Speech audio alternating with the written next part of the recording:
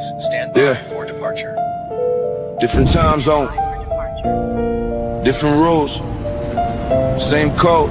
Let's go. Landed in Manila with the calm in my chest. Old life behind me, still I move with respect. I don't talk too much, I just watch how they move. Every street got a lesson, every night got a groove. Came from the ground where the pressure don't sleep. Now I'm overseas where the palm trees breathe. But don't mistake peace for a man gon' solve. I still grab every room when the lights cut off. Passport worn out, phone full of plans. Currency changed, but I'm still the same man. Seen fake love, fake smiles, fake handshakes too. So I keep my circle tight and my vision brand new. City lights flashing off the window glass.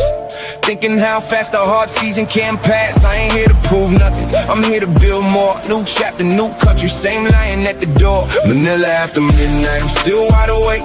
Counting every move, every risk that I take. New city, same mission, I don't fold, I don't fake. Had to lose a few chains just to see what I can make. Manila after midnight, black car through the rain. Old scars in my mind, new fire in my veins. I don't run from the storm, I just walk through the pain. And I turn another page and I level up again. They thought travel was escape, but it gave me my lens. Show me who was real, show me who was pretend. Some men chase women, some chase cheap thrills. I chase peace, leverage and the freedom to build. You can hear it in my voice, I've been through real weight. Had to learn time, had to learn restraint. Every loss had a message, every win had a tax. Every blessing came with pressure trying to sit on my back. Jeepneys roll past, street food, smoke rise, foreign land, but the hunger's still familiar in my eyes. I see brothers online talking big from the couch, but never left it block, never figure life out. I don't judge, I just move with a different kind of hunger. Older now, sharpen out, thunder, under thunder. If you see me by the water with a calm little grin, that's a man who survived what should've buried him. Manila after midnight, I'm still wide awake,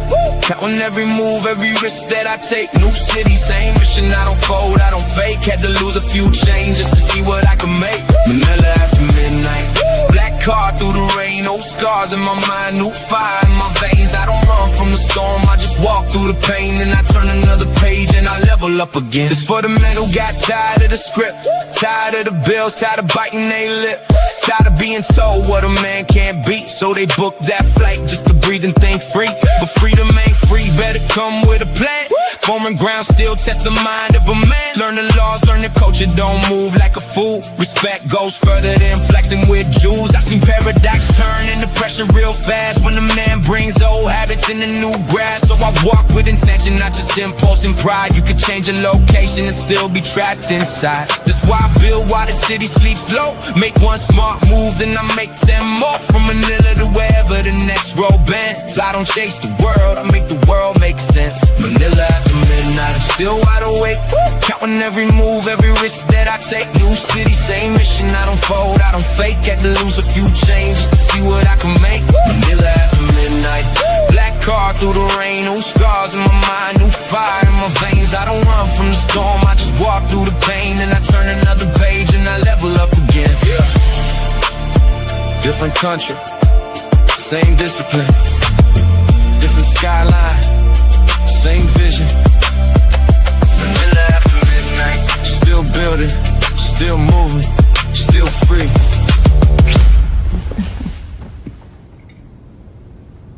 It's your girl Mariah Sincere, and I'm back with another bomb live. For those of y'all who are new to my channel, I'm an American woman who has been living abroad for 2 years in Colombia, and now I'm in the Dominican Republic. Okay. So for those of y'all who don't know, I just went on Razor Ray's channel and I just had a whole fallout between me. Like, when I started making content, for one, I never had any intention of making content, right? When I seen Capo get deported and I seen the guy flopping around like a fish in Calle 10 losing his life, I just got really pissed off and I made a post and it went viral.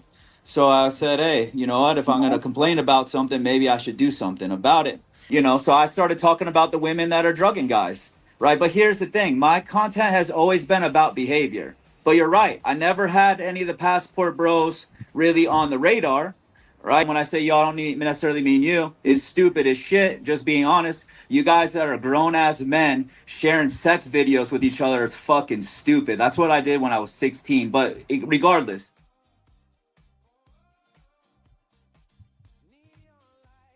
Hey, y'all doing shit out there like you're 16 years old. Damn. harsh. I gotta say this, brother. You know, men say they want to leave America because they need peace. We need peace in our retirement. We need peace for the money that we make and we contribute to the household. But it really seems like to me lately in the travel space is more drama than travel. There's more chaos than harmony. I mean, am I reading that wrong? No, not exactly, man. I think, people like drama.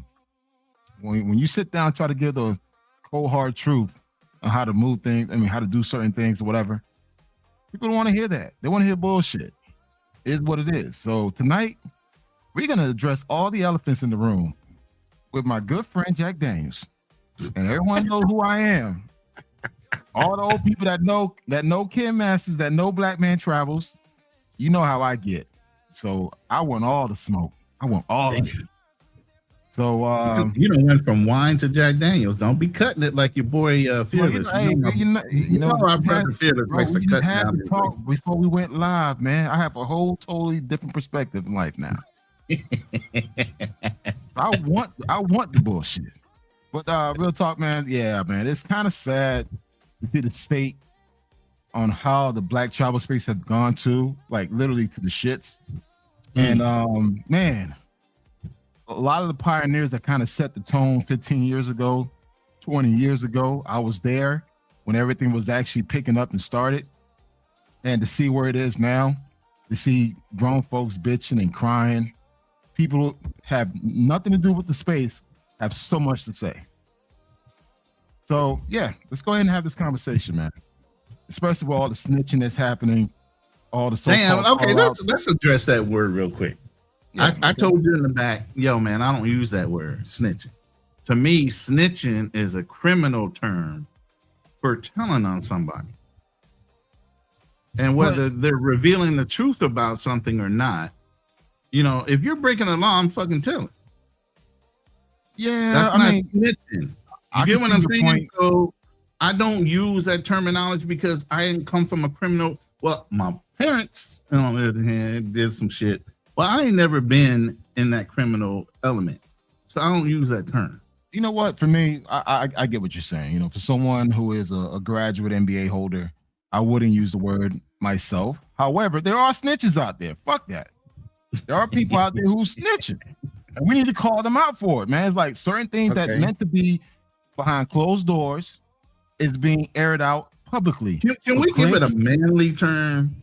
Okay. Because here's the thing. Okay, you tell me. You're snitching. So let's get the definition of snitching. Like, if you're revealing something that men do in private, that's what you're calling snitching. Okay. Tell me what it is. Tell me what it is. And you tattletelling. I'm taking that shit really back to the 80s. 70s. Now I'm you really my age right now. Tattletelling, nigga. All right, you tattletelling. But we got to give it a better name than snitching because I'm not a criminal. All right. We got to give it a better name than our childhood tattletale. Okay. What about loose lips? Loose lips, or no? That sounds. I mean, there's just certain things as men we should keep guarded. I think honestly, we don't stay on code anymore. I don't think. I think men nowadays, especially today's men, this new age of group of men, 30 and under, or even 35 and under, they don't stay on code anymore. It's like everything needs to be aired out for some reason. And I think that tends to ruin a lot of the experience for other people. And now you have this gentleman, I don't know his name, who's Rob, that's in the Passport Bros space. And again, like, let's keep it a buck. Passport Bros is black. Let's keep it a buck from the beginning. A lot of people are stealing that name. You know what I'm saying? A lot of people came out. Right. Okay, I was there when the word started, and the word did not start 5 years ago. Passport Bros been out 20 years ago. It's just something that we just kind of kept amongst ourselves. Now, keep in mind, back then it was just us black folks, FBAs. That's the only word I've ever used within the community is calling some other brother a bruh, a bro. Yeah. You get what I'm saying? I ain't hear that shit in the white community. I ain't hear it in the Asian community. I only heard it in the black community. So the Passport Bros started in the black community. It started in the black travel space. That's what it is. Somehow within the past 3 years, it got hijacked. Now everybody is considered a Passport Bro, but let's just keep it a buck. It was all black. And now you have people that don't even belong in our space speaking on behalf of Passport Bros, which doesn't make any sense. And now you have women speaking on behalf of Passport Bros, which doesn't make no fucking sense. A lot of people who do not belong in our space that's been going on for over 20 years, not 5 years, 20 fucking years. Started in the Facebook groups back in 2010, 2008, when people were traveling, going to these places, sharing intel, talking about where to go, where not to go, what to do, what not to do. This is old. This has been going on for 20 years. I was part of that within the past 20 years. And somehow all these new age dudes and women feel like, hey, they just created something brand new. Dudes been traveling to Colombia 20 years ago. Right. Colombia is not new. We just kept it on the hush. We didn't talk about it. That's what I mean by keeping it guarded. And when you violate something like that, you're instead of saying tattletaling, this like sisters have a code. They will fucking go to the grave on code with themselves. They'll go to Jamaica. Right. But here's the thing. Just say brothers are breaking code when they shoot off at the mouth and start. But again, you got this evil side of it all. It's called YouTube. Brothers trying to make money. They want to get those clicks and views. So then the drama starts coming out. The Jerry Springer side starts coming out. People trying to monetize, what they're doing. Here's the thing. When we were traveling 10, 20 years ago, we never thought about monetizing it. It was something that, hey, this was our escape for us to go and experience something different. Get out the matrix. That's where the matrix came from. Get out the matrix. It was for you to get your passport and experience something different. That's where everything stemmed from.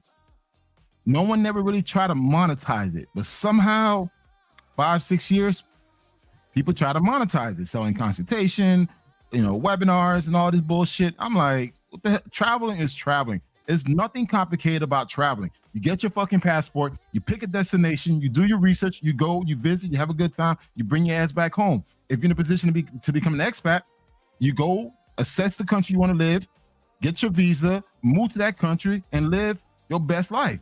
It's not that complicated. But somehow people feel like, you got to talk to me first before you even go to this country, or you got to know this language. No, you don't. Before I learned Spanish, I was traveling all over Latin America. I didn't know no goddamn Spanish. Shit. We didn't even have fucking YouTube back then. Mm-mm. We had our Kodak the Kodak cameras. Yeah, the disposable cameras. Dude. Or Polaroid. That's it. You had rolls sitting at Kodak or something trying to get developed. And if it was too racy, they were like, no, we can't develop that. Well, I knew a place in the hood where I could pay somebody on the side, right? You pay him on the side, like, hey, listen, man, you gonna see some suspect. Can I get a copy too? Yeah. But hey, here's $20. Shut the fuck up. Just make sure you just come out clear. That's it. Right. So, and they stayed in photo albums. They weren't all over the internet and everything. Now that there's the internet, that's the whole thing. Now it's out there. Here's the thing, man. I remember going to the library getting traveling books. Right. If I wanted to learn about a country, I went to the library and got a book about that country, learned about it. So by the time I got there, I kind of had a general idea what I wanted to do. But really, we didn't have YouTube. We didn't have all these experts, so-called experts, giving you the lay down on how to move. We just kind of like, okay, we spoke to other travelers within these Facebook groups. And again, back then, these Facebook groups were infamous. Right. This is back when Facebook was like the Wild Wild West, where you could post anything and you didn't get any strikes. Now it's completely changed.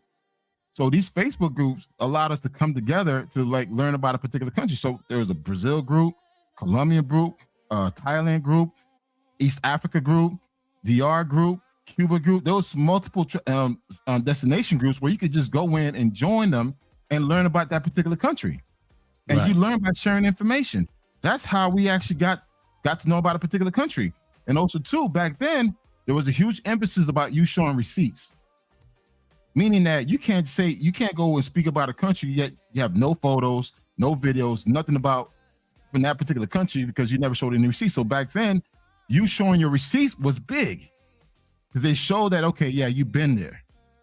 But now, but it was shared within the group, right? Yeah, it was shared within the group. It was never outside the group. And trust me, we find out the snitches. It's easy to find out because the community was very small. But now you got people that talk about all these traveling, yet never show any of the traveling pictures, travel videos. They constantly do live streams in their couch, in their living room. Don't show no content within that particular country, but yet they're the travel expert. What kind of fuck shit is that? I'm serious, dude. Hey, take a breath real quick. Let this lady talk. We enough. There's enough testosterone in here. Let's hear from a female. Hold on. To find a wife because they're passport bros. They're leaving because of what they're finding when they get there. Women in other countries were raised completely differently than women in the Western world. Most had mothers and grandmothers who taught them how to cook, how to care for a home, and how to honor a man. Nobody told them, never trust a man, or nobody taught them to compete with men instead of compliment them. So when a man shows up ready to provide, ready to protect for a foreign woman, a lot of them are very open to receive that. A lot of foreign women actually appreciate it. That's not a low value woman. That's a woman who was never taught to see her femininity as weakness. And look at what that produces. Many other countries that still hold family as the highest value, not career, not independence, not self-love journeys, actually have higher happiness indexes, higher birth rates, and more stable homes. Because when you ingrain in a culture that family is the priority, people actually build families. When you ingrain that career is everything, women delay, they deprioritize, and eventually wonder why they feel so lonely and empty. Meanwhile, American and Western media has spent decades painting men as weak, incompetent, dangerous, and just unnecessary. And then everyone acts shocked when men go somewhere they're actually valued. It was never about the passport. It was about finding a woman who was raised to see a good man as a blessing, not as a threat. And until that changes in the West, men are going to continue looking elsewhere. Up in a shake the room. What do you think about that? I mean, that's initially what the passport bros said they were going out to do, right? Go find, leave the matrix and find a more fit, feminine woman that cater towards their peace more so. Well, for me, I never really believed in that. I always well, I'm not a passport bro either, but I'm just saying that was the persona of what a passport bro was supposed to be, right? That was the persona, but I always felt that never lead your travel experience based on a woman. Right. I'm all about self-development, self-empowerment. Go out there, find out who you are as a man, and live your best life. I'm a strong believer in that. I think once you take the time to get to know who you are as a man, find your real purpose in life, the woman will come. When you don't take care of the things that are essential in your life, you have no business to go out there looking for a woman because you're going to find a woman that's going to take advantage of you. So I've always pushed back with the whole passport bros traveling for women and all this shit. I never agree with that. However, I do encourage men to get their passport and see what's out there because, again, a lot of us have been sheltered. And it's amazing how when you open your eyes to different things, it opens your mind and it opens your perspective on what's out there and what you could actually do. So for me, never felt like women were the option for, yes, if you do find a good woman, you decide to wife that person and have a kid and a family, hey, that's more power to you. But take the time to focus on you as a man.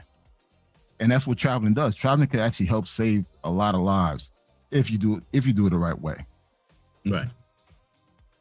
I agree with you. I think basically we should be traveling as men, period. It should be ingrained in you to want to, explore, and see what's out there. You shouldn't be wanting to be so fixed in your ways of just being in one environment your whole fucking life. No, I don't know where your masculinity is if you don't feel like there should be a challenge in your life to go somewhere that you're not used to being already. Yeah. Where did your drive come from, or where did it go? If you don't have that desire to want to explore, F a woman right now, because they come and go. They come and It's go. about you. It's about you. What are you doing for you? You get what I'm saying? Are you living for other people? Are you living for other people's expectations? What are you living for? You're just existing if you're not doing something that interests you. Yeah, and that's why I think a lot of these content creators that's focused so much about traveling women, I'm like, dude, there's more to travel than just fucking women, or Right. you know, excuse me. I mean, yeah, you can still do that, but understand that you're doing something that most men in the United States can't do. This whole notion that every man out there is traveling, no, they're not. There's only a small percentage of men that actually have passports, and there's a very smaller percentage of men who could travel on a consistent basis. And there's a very minute percentage of men that could actually live overseas. So this thing that every man is doing that's bullshit. If you're in a position to travel, go out there and see the world for what it is. See what opportunities you could probably get into. If there is an opportunity for you to actually get in a relationship with somebody, explore it. But at the same time, don't be stupid. Right. Now, this brother, he might feel a little bit different than you. Let's listen to a plantation. This one time. Passport brothers and niggas that go to Colombia, DR, and Brazil and all that shit, I ain't knocking you. Go do what you do. But those places are for niggas that can't get a bad bitch in America. And me, myself, yours truly, Dark Gable, the smooth, mellow fella, the ladies' man, ain't never had a problem in his entire life getting a bad bitch. Not one time. Never been a trick nigga. Never. So I be damned if I'm finna spend $2,500 on a flight and trip and a stay to go pay for some goddamn average pussy. No. Keep that shit to yourself. Now go on. I've been to DR. Took my own bad bitch with me though. I'll holler at y'all niggas. All right, man. Yo, let me cook this motherfucker, dog. Let me cook him, man. How you feel about that?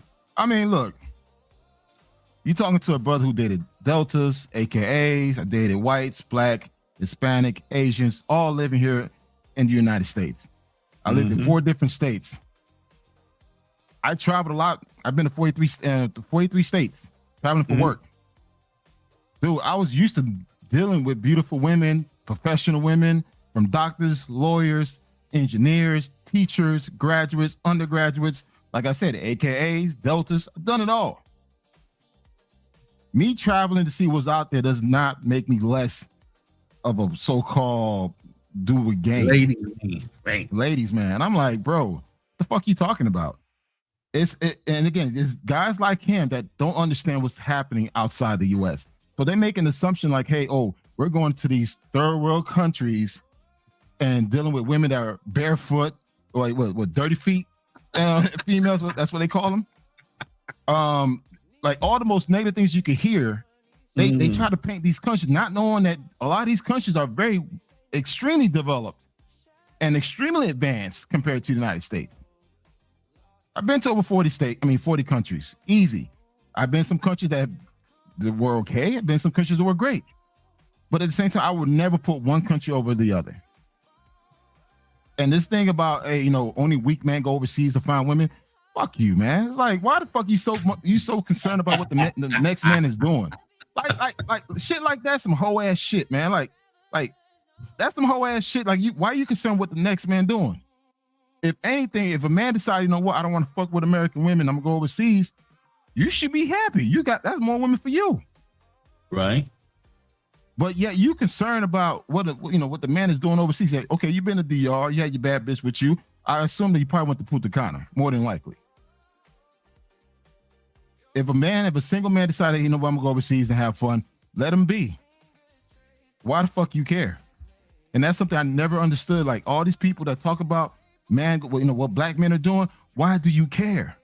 You don't want to fuck with them. You never wanted to fuck with that dude. So why do you care now?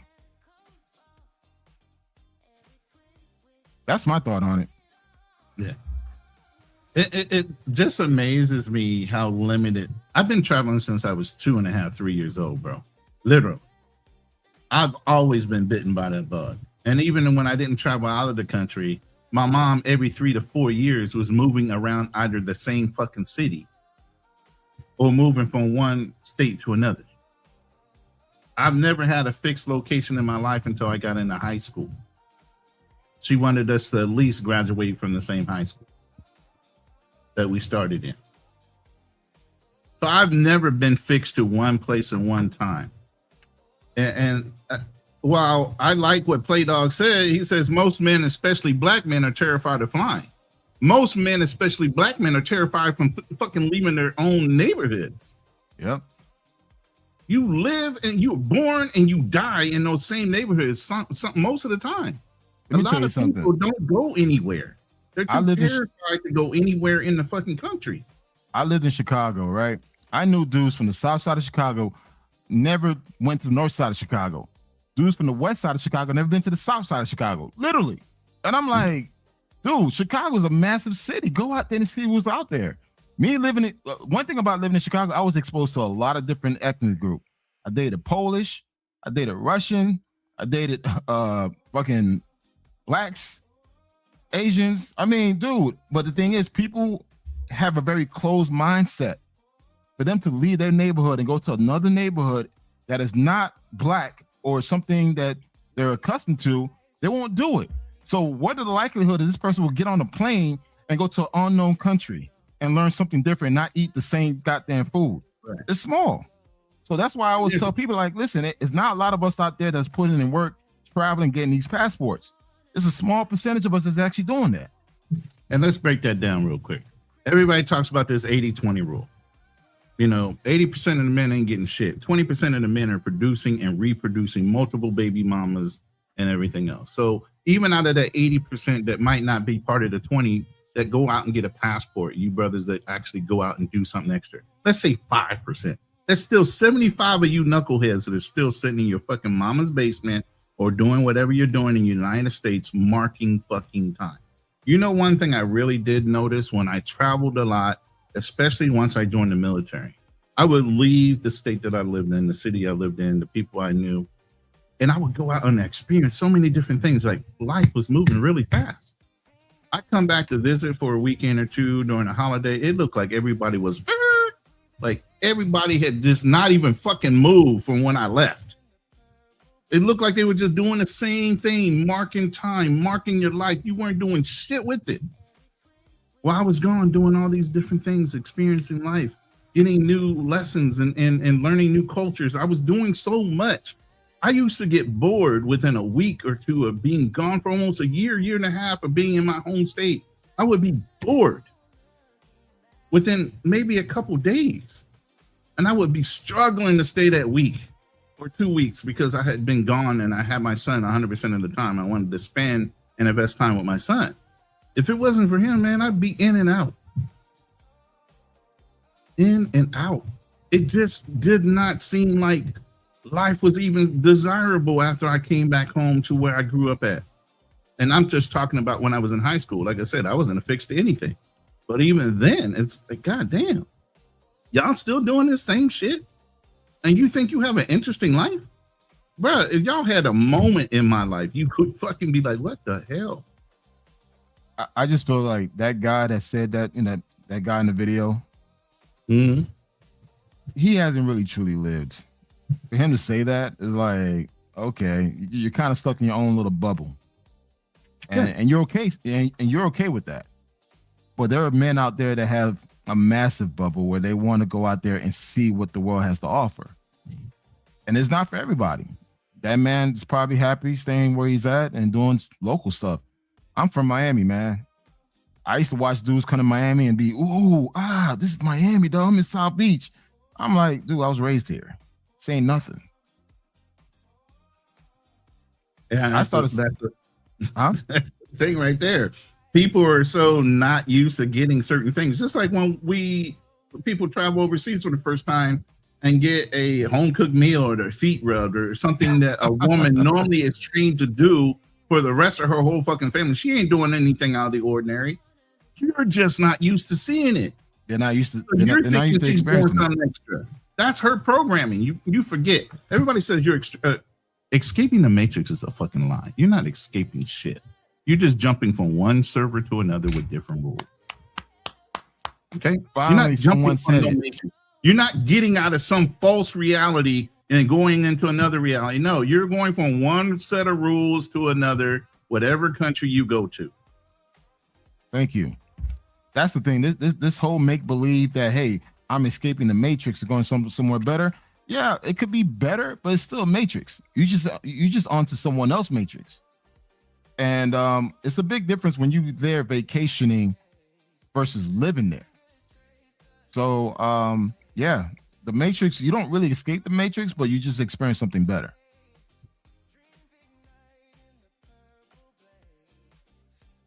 All right. So that's our little rant. Now you ready to get into this reaction? Now, I don't know. You know, this white guy, you know, I don't really have any qualms against him, but I think Homie's Hub during his interview pulled out the fact that he was like, yo, don't you feel like you're being used by certain people in order to push this narrative, specifically against black men?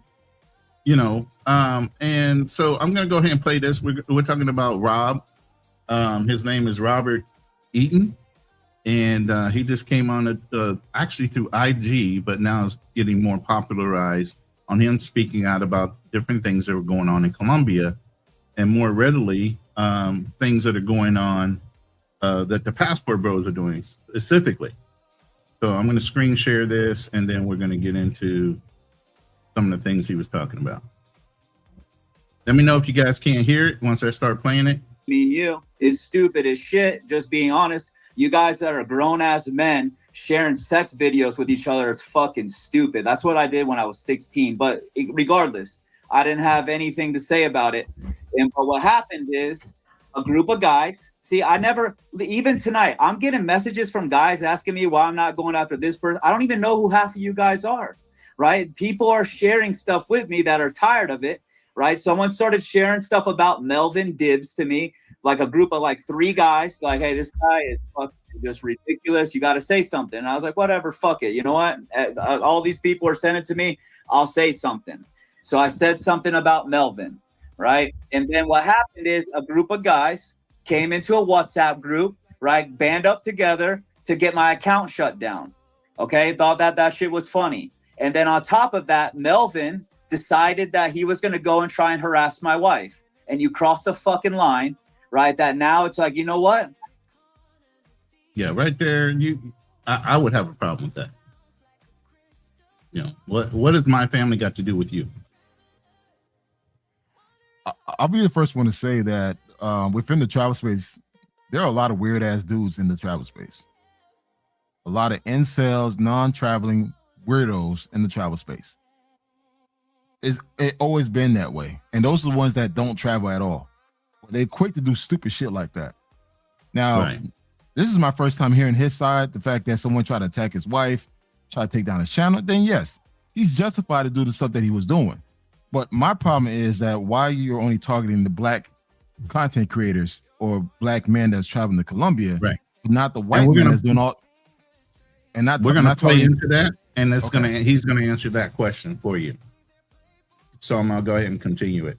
I was going to just, you know, be on my way and get back to what I was doing. But if you guys want to kind of act like that, I'll just come after all of you now. And that's exactly what I'm doing. So that's the motivation. I'm not a Fed, bro. I got a criminal record. I'm not a Fed, right? I have, my motivation is simple. You fuck with me and you fuck with my family, then I'm going to come after you. It's that simple. So I'm going to continue just to expose behavior. The women that are drugging guys will get called out. The guys that are doing goofy stuff. Look, I got to go on my TikTok tonight and see a woman that see me with my son call me a pedo.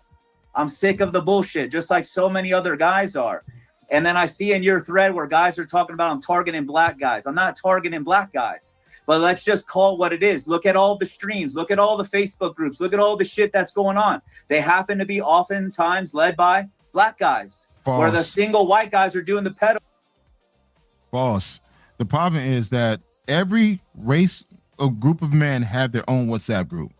It just happens that he probably has access to the black men WhatsApp groups, but every other traveling racial group have their own WhatsApp group that's probably showing some real shit, but he's focused on black men. And it sucks because it sucks to see black men getting pulled over in Colombia and getting turned away. My son just got back from Colombia. He went there for 4 days. He was in Medellin. He had a great time. No Yeah, no problem. problem. No police didn't harass him. He didn't get Wait. stopped. And your son does have dreads, right? He has no look. He's 6'4". So he Big stands ass out deep- even. Yeah, he stands Yeah. out. 6'4", defensive tackle, big brawly.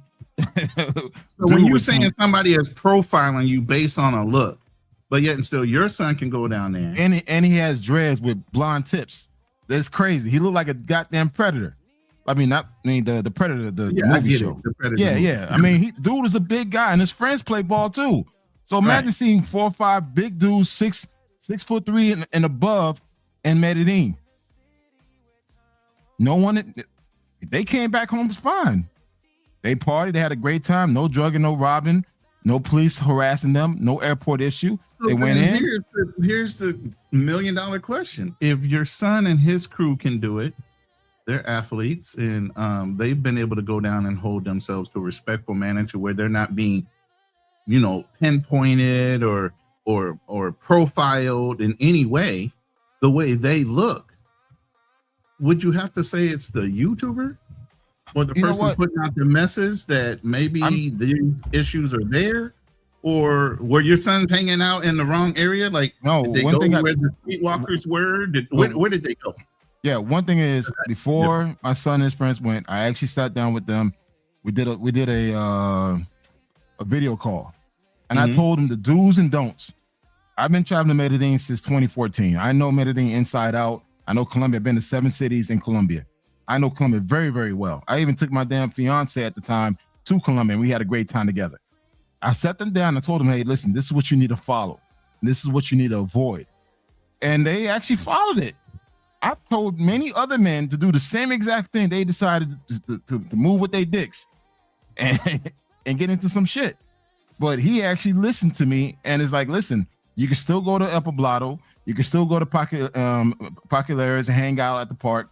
You can still go to Calle 23 and Laureles. He went there. He hung out at Jenny Lau. Dude, he had a great time. No issues. But somehow other men are traveling there. They're getting jammed up. I don't know why. Are they doing something? Are they saying something? Or are they moving around with their cameras in their hands? I don't know. But I told my son straight up, only take out your phone out unless you only when you need to use the phone. If you're not using the phone, put the phone away. Do not wear any jewelry. Now you can wear your Jordans. You guys are tall and big. Nobody ain't gonna really fuck with y'all like that because our football players. But don't put anything out there that's gonna make you look like a target. They went there for 4 to 5 days, came back home safe. And they were like, man, we got to go back. I'm like, go to another country. Go to Rio now. Time for you to explore other countries. Yeah, I mean, because I don't want them to get stuck on stupid idea. Yeah, like, nah, bro. It's like, okay, you experienced Medellin. Now go to Rio. After Rio, fucking go to Thailand. You know what? After go to Europe.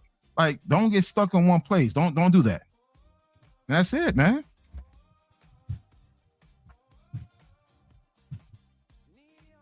All right, let me jump to the part where he brings up Robert himself being weaponized against brothers. And then we can skip around and do some other things here real quick. I think it's 54. But my issue is this, okay? My issue is this. Why he's not addressing all the white men that's traveling to Colombia that are pedos? Why he's not addressing that? Actually, just recently in Bogota. No, he said he did. He did it. He said he did. Okay. Yeah. That's what he was going after at first. And then Mentuition, I believe, and some others started. Mentuition, man, bro. I'm sorry, man. These two brothers, man. Yeah, I don't want to offend you, but y'all could be the two dumbest motherfuckers out there, man. Like, your channel's been shut down more than once because you talk about things that you have no business talking about on YouTube.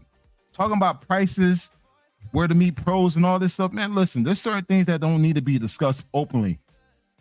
Discuss it in your WhatsApp group, but discuss in your own little forum, but bring it onto a platform such as YouTube and talking about it openly doesn't make any sense. And that's why their channel got cut down so many goddamn times. They start over their channel multiple times, and now they're in Rio selling boat rides for $500 or some shit. I don't know. It's like dudes are paying money to get on a yacht with a bunch of pros. Why the fuck am I paid $200, $300, $400 to be on a boat with a bunch of prostitutes? Why? By the way, shout out to Homies Hub. He's the one that provided the content. That's why I'm letting him, why the Cash App is available. If you want to hit his Cash App, you're more than welcome. It's his content we're using tonight, right along with, we'll be on Mariah's Sincere in a little while. But I'm just saying, you got a lot of. If you like their content, if you don't, that's up to you. I just wanted to play the interview and this guy's perception of what he's feeling like he's doing right or wrong. I'm just saying this, guys, for all my new travelers out there, you have no business paying anyone $300, $400, $500 to experience something in the country, especially in Brazil or Colombia, where your dollar is 6 times stronger in that country. If anyone tells you got to pay $300, $400 to get on a boat ride, you a dumb motherfucker, dog. I'm sorry, because the thing is, a lot of that shit you could pay a fraction of the cost when you're there in that country. You don't have to go through another American. You could just use the local route and pay a fraction of that cost. And also, too, man, listen, if they pushing the party like that, more than likely the girls are pros, man. 99% chance the girls are pros. If you're trying to find a good woman, you're not gonna find it that way. The only way you're gonna find good women if you immerse yourself into the culture, you get into the life of that country. But see, brothers ain't got that kind of time, and they ain't got that kind of money or resources. All right, then cool. If you got 3 days to spend, all right, yeah, go ahead and spend that $400. That's you. My thing is, right, but I mean, don't most of those cities that have tourists, don't they already have pre-planned boat rides and yacht rides? Yeah, I mean, there's no need to overpay. You don't have to worry about an American setting it up for you. What's going to be the difference besides maybe it done incorrectly? There's no difference, guys. Listen, a lot of these places they have tourist destinations where you could just show up and pay a fraction of the cost. If you have to go through a middle person, trust me, they're getting their cut off of your ass. And if you're paying for any type of boat ride with chicas in them, listen, they're all pros, man. They there to get paid. And that's just point blank stupid. If you want to really experience something, I mean, now granted, if you want to experience that, go ahead and do it. But I've been traveling to Brazil since 2017. I've done a lot of stuff in multiple cities, in São Paulo, Bahia to Rio, and I will never ever use a American third middleman to show me a good time in that particular country. I don't need you. You got ChatGPT nowadays. You got fucking internet. You got all this rich information that you could just go out and look it up yourself and have a good time. But motherfuckers are lazy, man. So hey, fuck you deserve to get fucked over.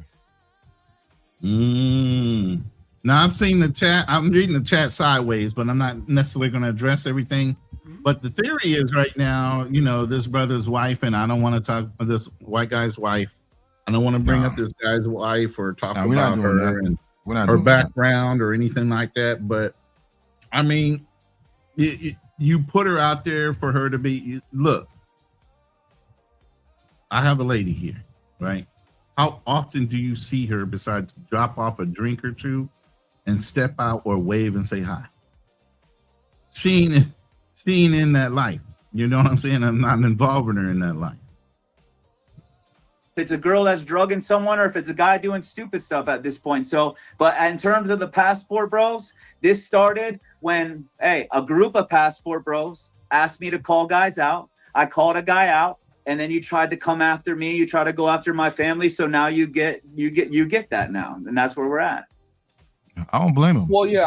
So like I said, I've been following you for a while. You never had smoke for Passport Bros up until I saw you were going back and forth with them. So let me ask you this question because you seem like a pretty smart guy. You don't think any part of you is kind of being like weaponized against other people? Like, prime example. Maybe I don't like men's tuition. Let me send you a bunch of their shit and tell you to, just to get that excitement. You don't think there's no part of you that like people are like trying to manipulate the situation like for entertainment? Absolutely, they are 100%. Like I said, right? I don't even know. I even remember when the first time I heard about you, like you were like making a video, like maybe like I heard about your show from someone else telling me. Tonight I'm walking home. They're like, yo, why are you calling out men tuition, man? When there's this guy and that, people are feeding me people all the time. Right. So I'll just look into it. But at this point, like, hey, Look, Look, sounds like some snaky backdoor fucking female bullshit. that's the travel space, though. It's been like that for years. A lot of dudes been like backdooring other men for their women.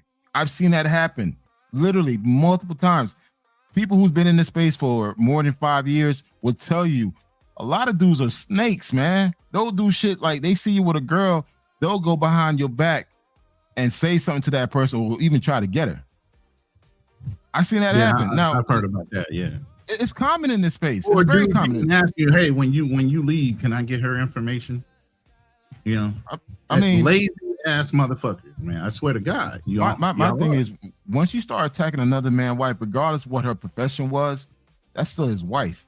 And I think a lot of people, that's the thing about the internet, man. That's why I don't really do well with this back and forth shit, because I would rather put my hands on you before we go back and forth. I ain't doing that, man.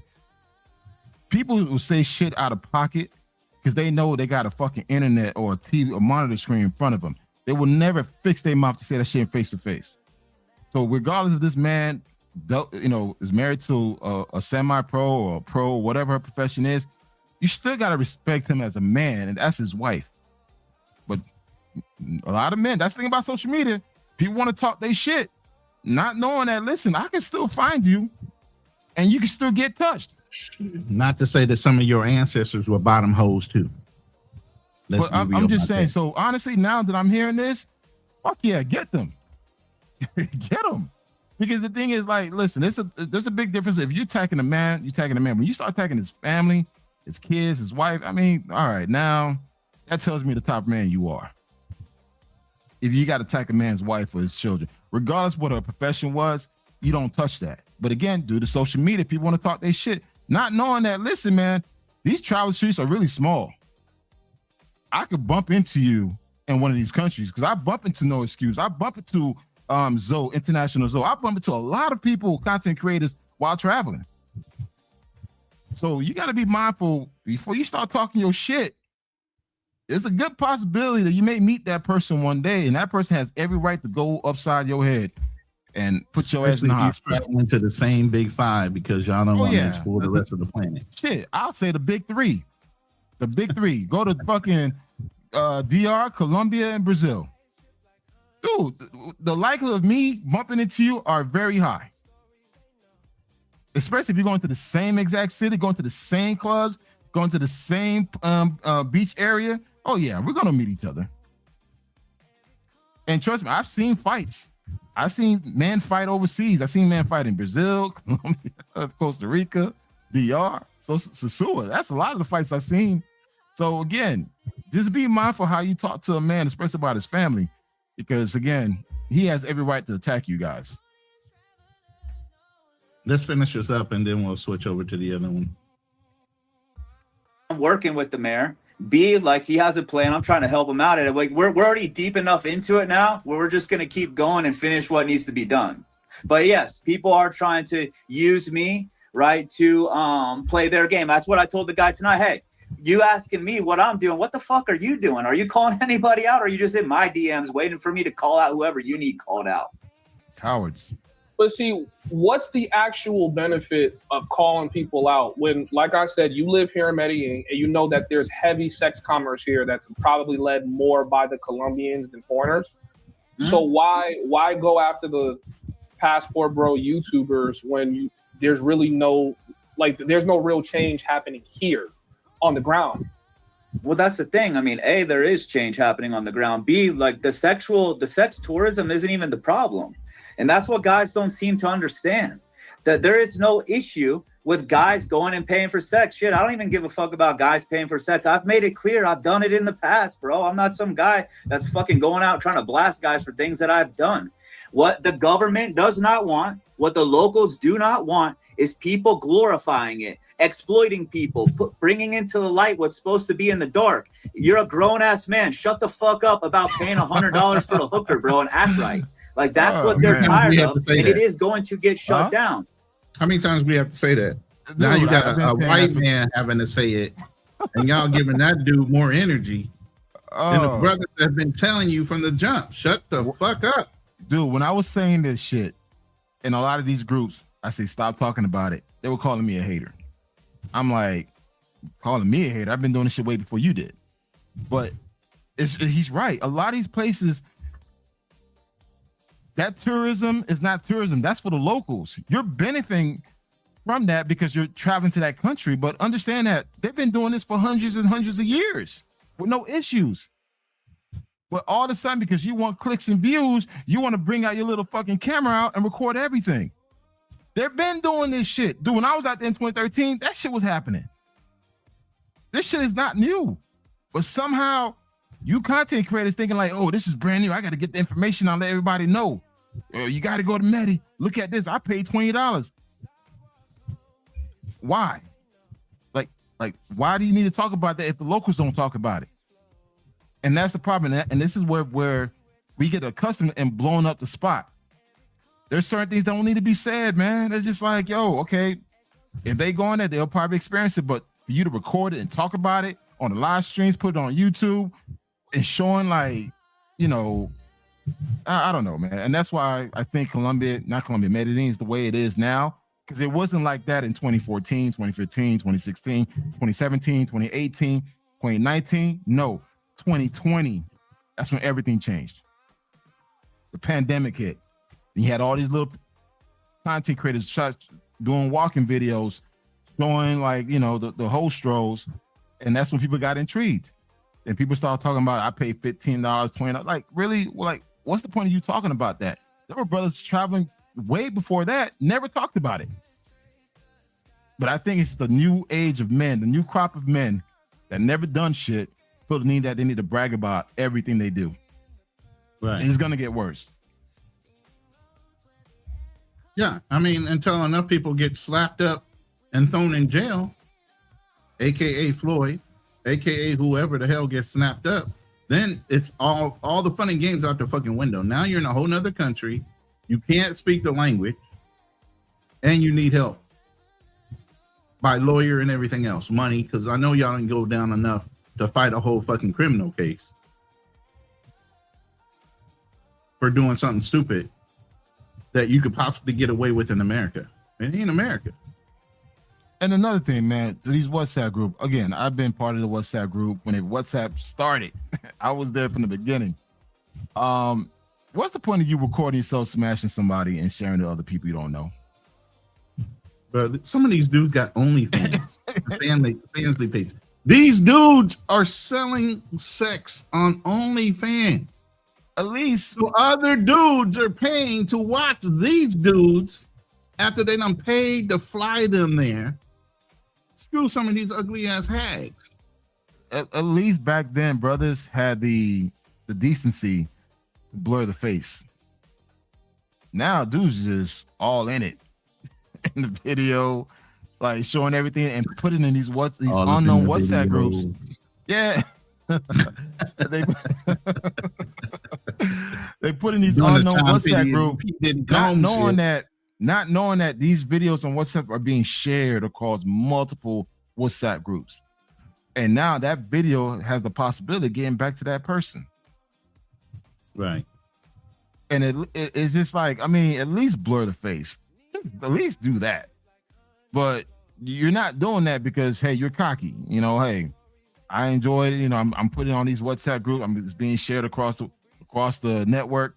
And now it's like now the mayor has it. Now, here's the thing. A lot of you guys, you don't understand. A lot of these girls are coming into town just to make money and go back to their little provinces and live their little quiet lives. They need to make money because the economy sucks and a whole bunch of other factors come into that.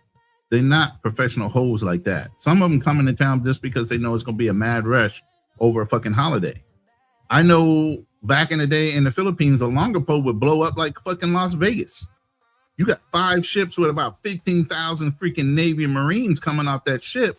You don't think they called in girls from out in the other provinces to come in and fill up that town because they knew those ships are going to be there for at least a week or two? Bars made their money, the girls made their money, and they shuffled on home. I'll say this, guys. If you guys think Medellin is fun now, it was amazing back then, man. When, like, literally no one didn't know who you were. It's like you being an American was like a novelty for them. It's like, hey, they never met a Black American before. That's how it was back then. You didn't have to worry about getting drugged or robbed. I mean, it probably happened, but the likelihood was probably small. Dude, I remember staying at the Blux and Energy apartment building for $25 a day. Bro, I mean, I think that was like the best time because I was able to experience people for what they were. No one didn't really want to take advantage of you. They wanted to show your city. I remember Community 13 before it had the damn escalator. And people like want to show you around and show you the culture and everything. You can still smash in the process, but it's not how it is now. Now it's a come up. How many bodies been found dead in Medellin? Again, I've been to multiple cities. I took my fiance, who's now my wife, glamping in Medellin. We spent 3 days in Medellin, then we went to Guadalupe, spent 3 days at Bosco, glamping experience, had a great time. But now it's just like Medellin is getting so much of a negative light because what's been happening. But at the same time, I saw the change happening. I saw it, and I knew like, all right, I'm done with Colombia. I've done 7 cities, so it's time for me to move on. I moved on. Right. But yeah, it's just I think he's right. That white guy is right, man. There's some things you don't need to post, you don't need to talk about, and I think the city's just trying to clean his image, but it's kind of a little too late for that.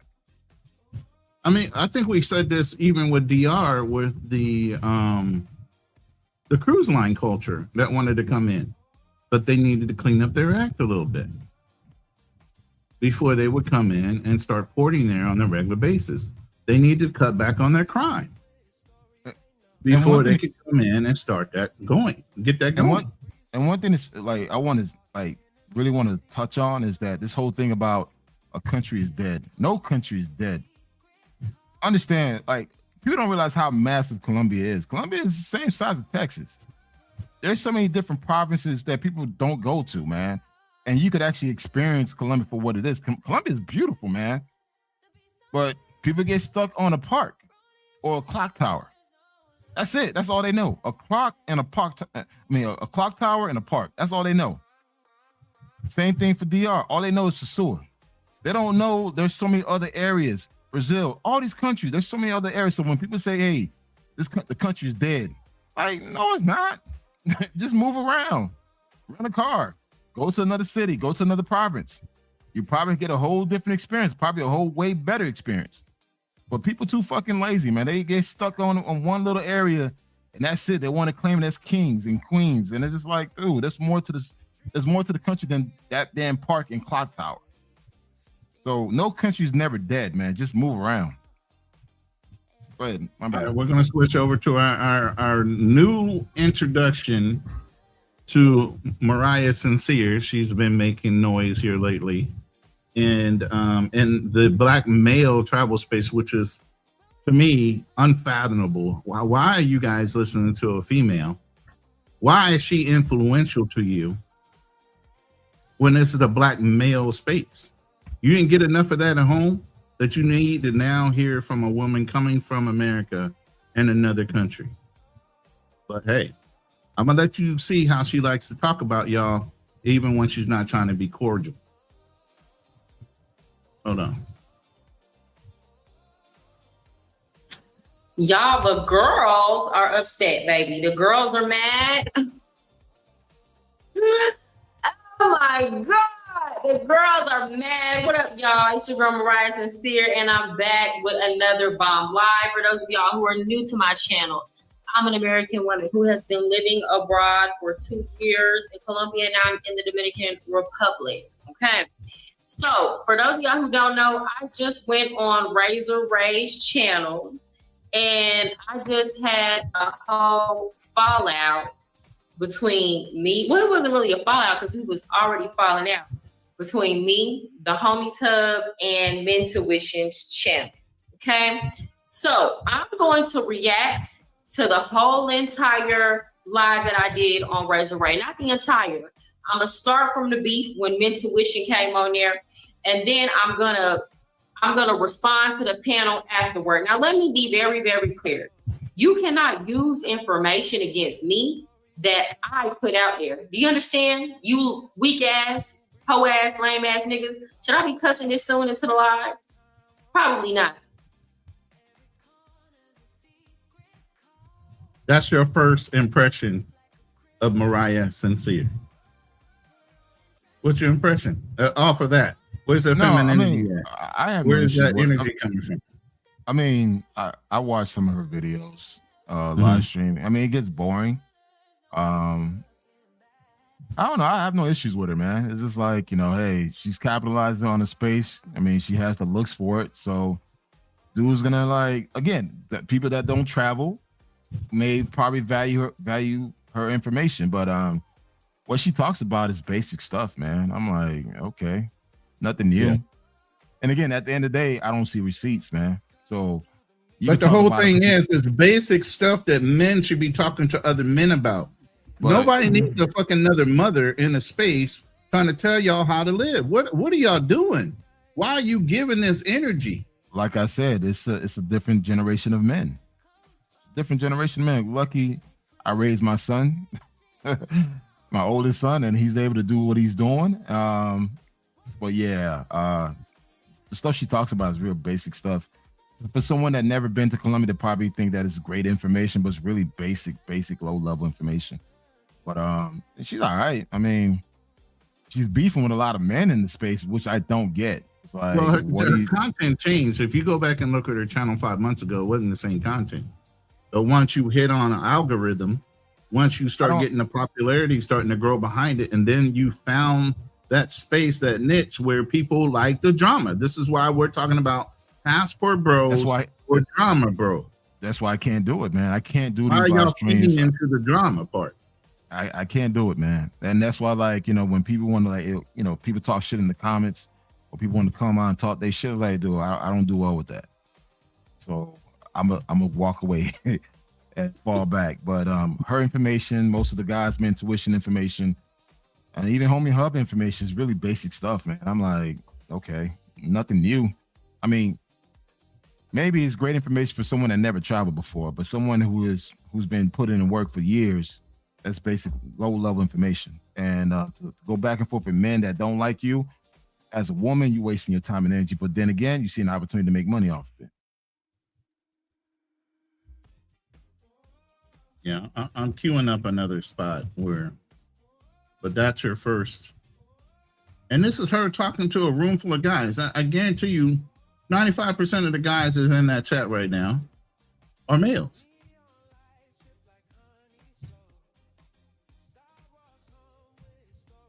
Different countries, and what I'm realizing is that a lot of these guys, like other guys, they're on YouTube to meet other men, and that's what it is. I've been saying anytime you spend it, here's the thing, because I say if you're out here indulging in paper play, you should be doing that for you. Why are you in a group sharing pornography that you made with a prostitute with other men?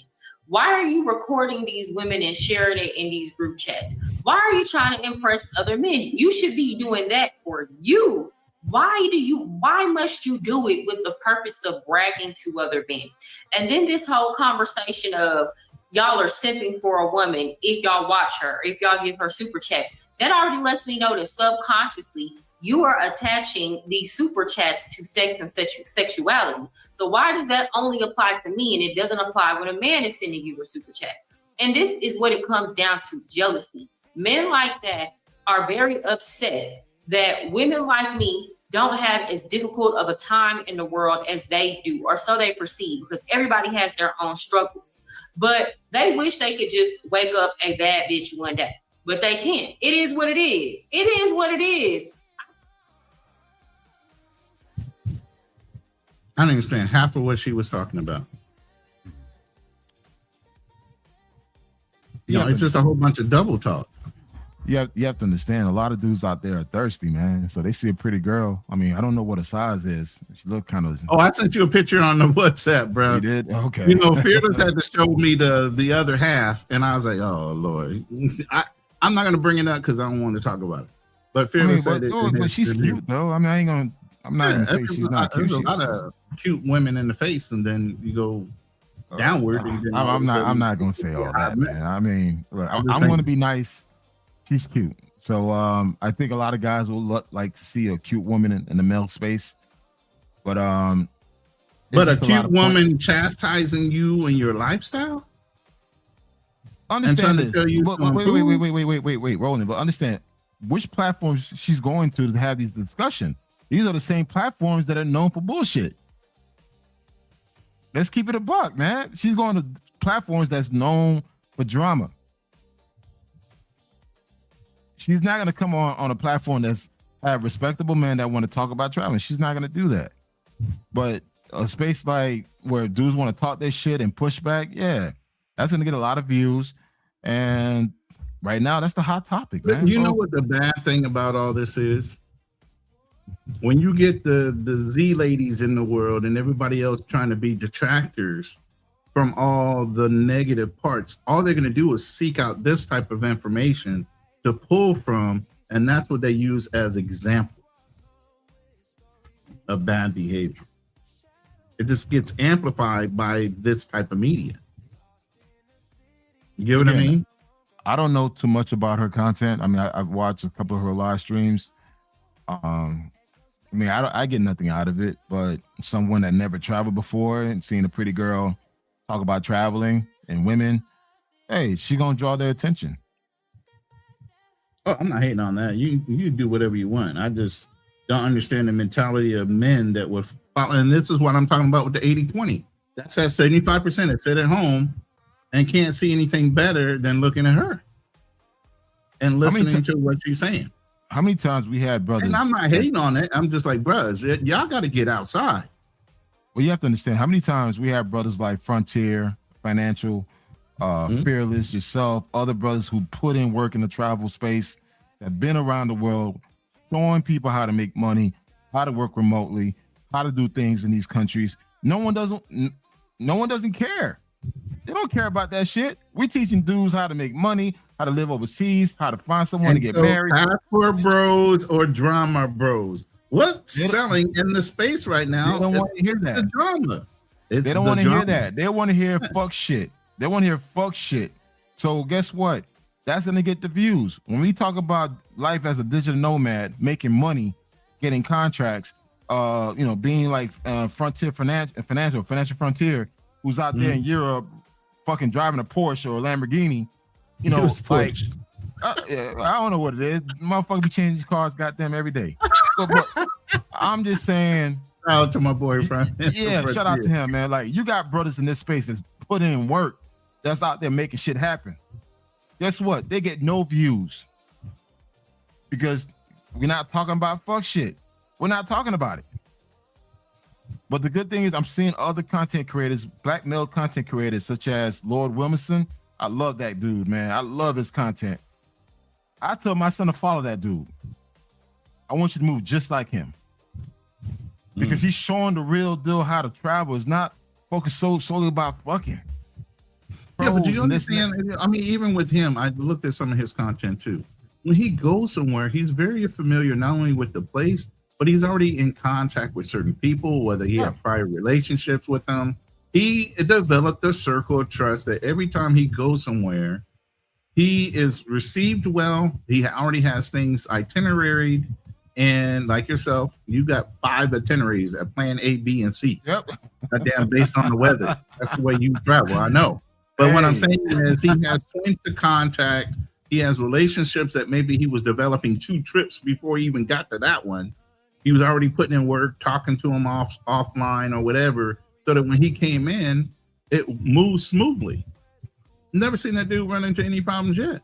Nope. But the thing is, it's like he's getting good viewership. I mean, he's finally over 100,000 subscribers. His content is amazing. But that's the kind of guy I can see getting a sponsorship by somebody. Yeah, definitely. Because of the type of content he puts out. And it's not grimy. It doesn't have to be grimy. I want to give a special shout out because you made that comment about me having plan A, B, C, D, E, and F. A brother in this travel space taught me that. Shout out to Bacchus. He taught me how to. I saw him up there. Yeah. Bacchus taught me how to like really take my travel to a whole new level. So now when I travel, I have a plan A, plan B, plan B, plan C, plan D, plan E. So every day I already know exactly what I'm gonna do. If this shit doesn't pan out, I already got plan B. So guys, if you really want to have a great time in your travels, do your research, man. Even in relationships, man. When I came here, you think I was stuck on one? I had a plan A, B, C, a plane ticket to Cambodia. If that shit didn't work out, I mean, come on, bruh. I don't come unprepared. But it just seems like a lot of us, a lot of our young men go somewhere unprepared, and that's where you get a lot of this fucking e-begging bullshit too. But let me go ahead and play this part of her talking about her real life. Now, let me be very clear. I have told y'all that I used to be a dancer. This is information I put out. I went on Mentuition channel, and I am the one that put out that I had a relationship with a man that I met in Cartagena. At this point, I was not green. They already showed me and told me everything that was really going on. That man did not lie to me about anything he had previously engaged in. And this is what I want to say. If you think that a woman, first of all, a lot of men have done pay for play at some point in their life, whether or not they traveled to do it or whether or not they did it in the United States. So let me ask you a question, Homies Hub. Do you feel like because you've done pay for play that you were unworthy of any type of relationship or love from a woman? Because that's what it's coming off of. What it sounds like is you're shaming me because I chose to be non-judgmental and give and accept somebody's honesty and give them an opportunity to show me something outside of that. So what are you saying about you if you're trying to shame me as a woman for saying, you know what, I'm actually gonna look past that? All right, so that's her revealing who she is and talking about the discrepancy that her and Homie Hub have been going back with. Okay.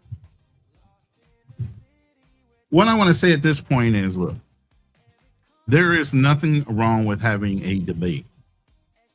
There's nothing wrong with having discord within the debate. When you start using shaming tactics, you start using words and things that don't need to be used in the debate is when you start losing. When you lose your frame of who you're supposed to be or what your persona is supposed to be, that's when you start losing. So, you know, the only thing I can say with this young lady is she has lost her frame multiple times on different things from not only her own show, Razor Rays. I first came across her when Love Crossing Borders highlighted her and brought her on his show. And she was a very professional young lady. And obviously, you know when you can act up and when you can't. You know what room you can go into and be very cordial about how you address things. You know, certain things that in Lions Den we're not going to tolerate. You can go in the fucking Razor Rays room and fucking wreak havoc. It's just not going to go down in certain rooms that way. So I can get, you can come outside yourself or you can break form or whatever.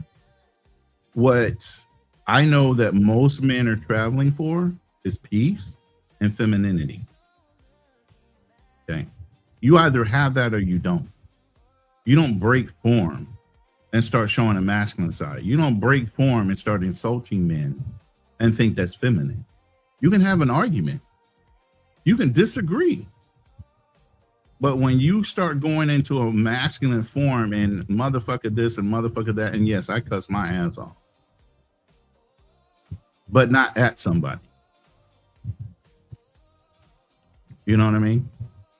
So when we're looking at the type of women that you want to look for, that you resonate towards, and you say that brings you peace, why would you as men be drawn to that type of energy?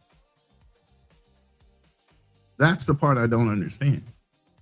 And that's why maybe even myself and Black Man Travels, after a couple minutes, we're like, yo, man, I can't sit here and hear that. All I start hearing is like Charlie Brandt, wah, wah, wah, wah, wah, wah, wah. I tune out because it reminds me so much of my past. You know, why would I want to continue to deal with that? Yeah, the panel's going to open here in a minute. So how do you feel about that, Black Man Travel? I mean, like I said, I have nothing against this woman. I don't either.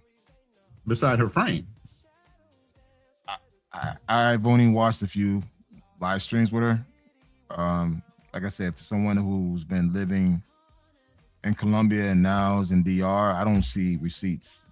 I'm really big on receipts. So you're just another person that talks on the live stream about traveling but doesn't show receipts. So that's all I see. And I'm just going to play this last part because somehow she feels like she has some kind of psychological degree in understanding men because of her prior position in life. I don't get how you think you know all men because of that. Me now it's just support. No, it don't work that way. Either it's support, and if it's support, it should be gender neutral. And if it's tricking, then now you're accusing these men of engaging in gay behavior.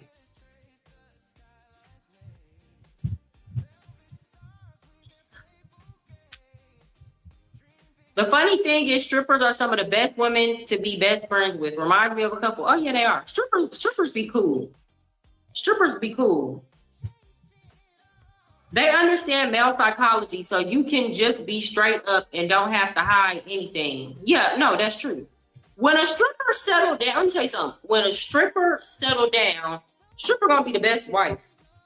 I ain't gonna hold you. Stripper gonna be the best wife. When stripper settle down, as a matter of fact, some of the girls that I work with, they had husbands and they were happy and all that. Why wouldn't she say it that way? Because she's you know what? Strippers understand certain things that a lot of other women don't get. She believes that. That's what I'm trying to tell. I mean, hey, that's how she feels, man. That's one thing I don't do. I'm not gonna argue with somebody. It's like, if you believe that, it is what it is, man. It is what it is, bro. Hey, this is a guy named Play Dog. Can you put his comment up? Yeah, hold on one second. Which one? The last one? Yeah. Okay. Black Men Travels, ain't nobody in the chat talking about you, so why are you getting all sensitive? Am I getting sensitive, Roland? Not that I heard of. Play Dog, what do you This say? is what I'm talking about, man. I'm like, I know Play Dog. He's a cool dude. I don't think I don't know who the fuck he is. I don't know who he is, but no, I'm good, bro. Anything right now. By the way, I'm giving the link. Yeah. Play Dog, man. Just come on, jump on the live, man. Let's talk, man. Because I don't even know where that shit came from. But yeah, I mean, in regards to the wife, I mean, strippers being the best wives, I don't know. She's entitled to that. I mean, I've had stripper friends, but I wouldn't call them somebody I would settle down with. You know, I already know what it is. You know, I mean, for her to say that while being single, that's kind of ironic. So it's like, I don't know, like what was the position of her even saying that? Because she understand men better. Well, I guess somebody in her comment was saying something about how strippers make good partners or good friends because they understand the male psychology, being that they've sat in front of so many men, but you're getting paid for it into their pockets because they're getting paid for it. You were getting paid for it. Get that, right? You got to understand male psychology while you're trying to pull dollars out their pocket. And more than likely, you probably had a few drinks already. So it's like, I mean, let's not go there. I mean, you're entitled to your opinion, but let's not go there. So anyone's gonna jump on the live stream, man? Yeah. Anybody's more than welcome to jump on the live stream at this point. I see our brother real quick just jumped up here, but you know I gotta play my famous disclaimer before we let anybody on the panel. But I see you down there, Passport Blueprint. And while I play this, anybody else wants to join, I'll bring you guys up after that. Play Dog. Before we step off, this is the Ronin Travelers Podcast disclaimer. The views and opinions expressed on this show are for commentary, discussion, education, and entertainment purposes only. Nothing said here should be taken as legal, financial, medical, military, or professional advice. We discuss culture, travel, relationships, current events, history, business, and life through the lens of experience, discipline, and strategic observation. Some conversations may include strong opinions, hard truths, or uncomfortable perspectives. That does not mean every guest, caller, panelist, or platform involved agrees with every statement made. On this channel, we believe in doing no harm, thinking clearly, and leaving systems better than we found them. We speak from lived experience, but we also encourage every listener to verify information, do their own research, and make responsible decisions. This is not a battlefield. This is a briefing room. So listen with discernment. Think with discipline. Move with purpose. Welcome. Everything is loaded. To Ronin Travelers. I'm headed your way. Is everything ready? Check your gear. Clear your mind. Step forward with purpose. The mission continues. Let's get locked in. Ronin Travelers. Let's go! Get after it!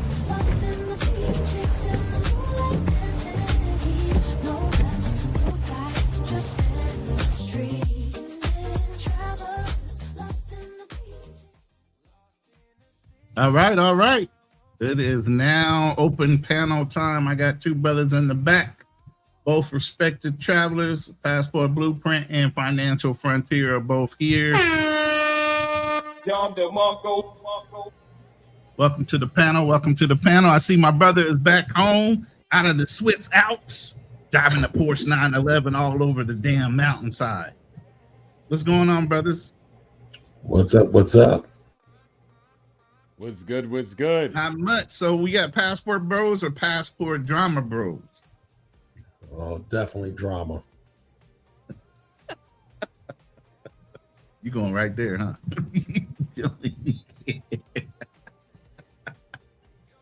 You said that so unemotionally, like, yeah, definitely drama. It's just come on, man. You gotta give me annoying. some more.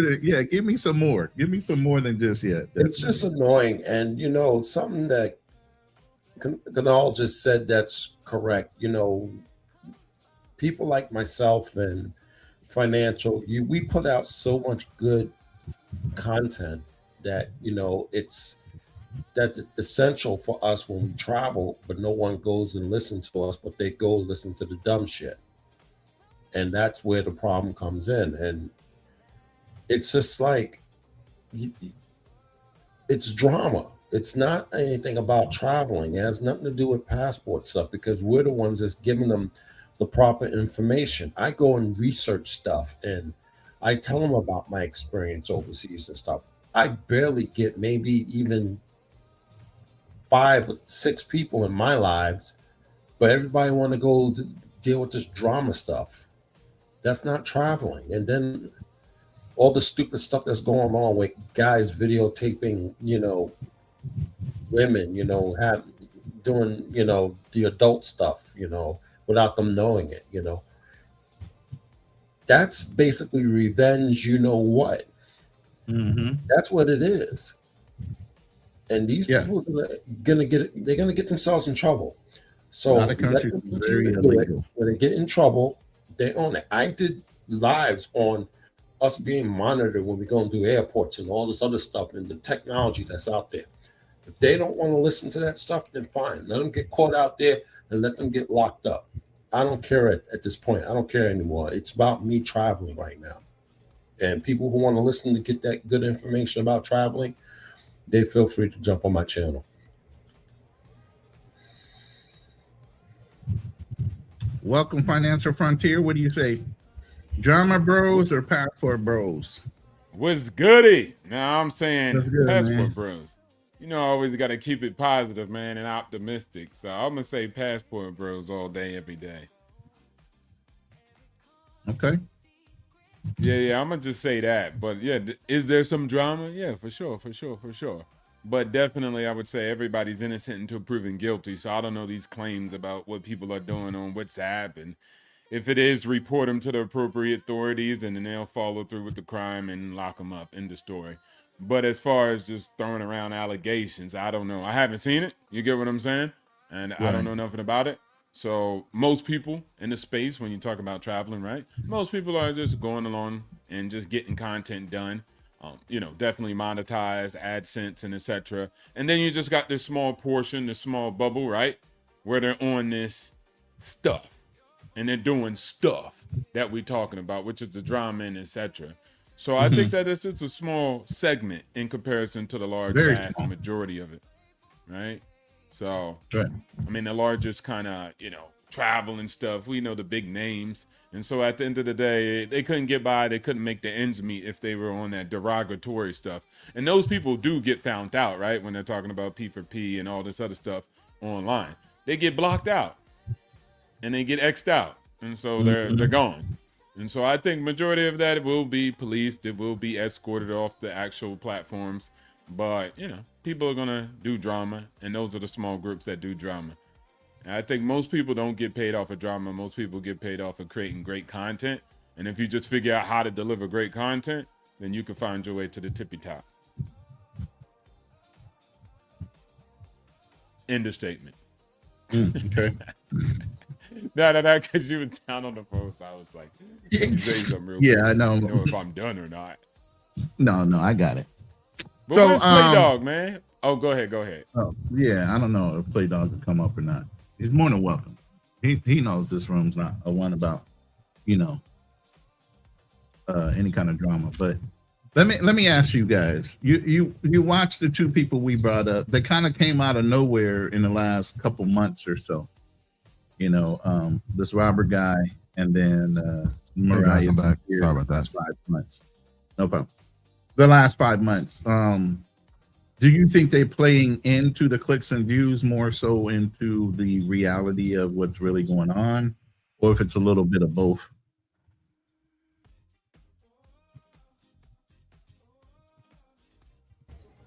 I don't think with Robert, but I think with Mariah, she is because she really started off just doing political stuff, and then she just started jumping on the passport bro stuff. And again, this is a men's space. I know in the past we have had female supporters, but they didn't jump in that type of position where she's in. And now you got all the men starting to go and listen to her instead of, sticking with the guys, because it's like I said, it's a men's space. Now everybody's going over there and listening to her, and that's what you want to do. That's fine, but this is basically a space for us to share information and do stuff. And, why is she here? Why is she going to basically the same locations we're going to? It's weird. I mean, first of all, let me say this while you're saying that. Nobody's whining. First of all, black men or men, period, we don't mind being critiqued. Yeah, you feel like we're doing something wrong, we need to change something. Guess what? We'll tweak it. We'll take that. But if black men were to go into a space that was specifically known to being for black women and start critiquing some of the things they're doing and the way they're moving, do you think they would get the same type of reception? Oh, I think they'll be pretty offended if we were to go over there. What about you, Financial? Well, I think they'll do what she was kind of insinuating just by saying that. They'll shame you. They'll say you're kind of sus. So that's exactly what she was doing. So, I mean, that's the number one weapon, right? Like if you say something, then you sus because you in women business and you messy. But then if you say stay out of our business, this is man business, then they say you sus because you want to only listen to other men. So it's just a communication technique, right? Just to get you where they want to get you, which is in the losing position and them in the dub. So I never mind it. It's a woman talking. Who cares? Keep pushing. But that's the thing. It's like it's shaming either way. You're damned if you do and you're damned if you don't either way. And that's the way she has these guys understanding her position. If you don't listen to me, then you're sus because you don't want to hear something positive from me about your space. If you want to comment on my comments, then you're sus. Because why are you sitting here worrying about what a woman's saying? You can't win for losing, right? I mean, like I said before, it's just a pretty face giving low-level information. Where there are brothers out there that would actually give you some real rich information, dudes don't want to hear it. They'd rather look at a pretty face and just get the most basic ass information as possible. Is what it is. But this is the part I think is cool. Life will deal with you accordingly. Yeah. If you want to be a man like that, following that, then follow it. But if you want to be a man that's following Ronin Travelers, right? Sitting up here talking about Wealth Talk Legacy Walk. If you want to follow Black Man Travels, then you'll get the information that you need to tell you, hey, put your life at the center and you'll win in life in a real way. But if you want to listen to that, then okay, cool, listen to that. I highly doubt she's about to put you on any schemes to be on the Dow Jones. I highly doubt that you're going to improve your life as a male.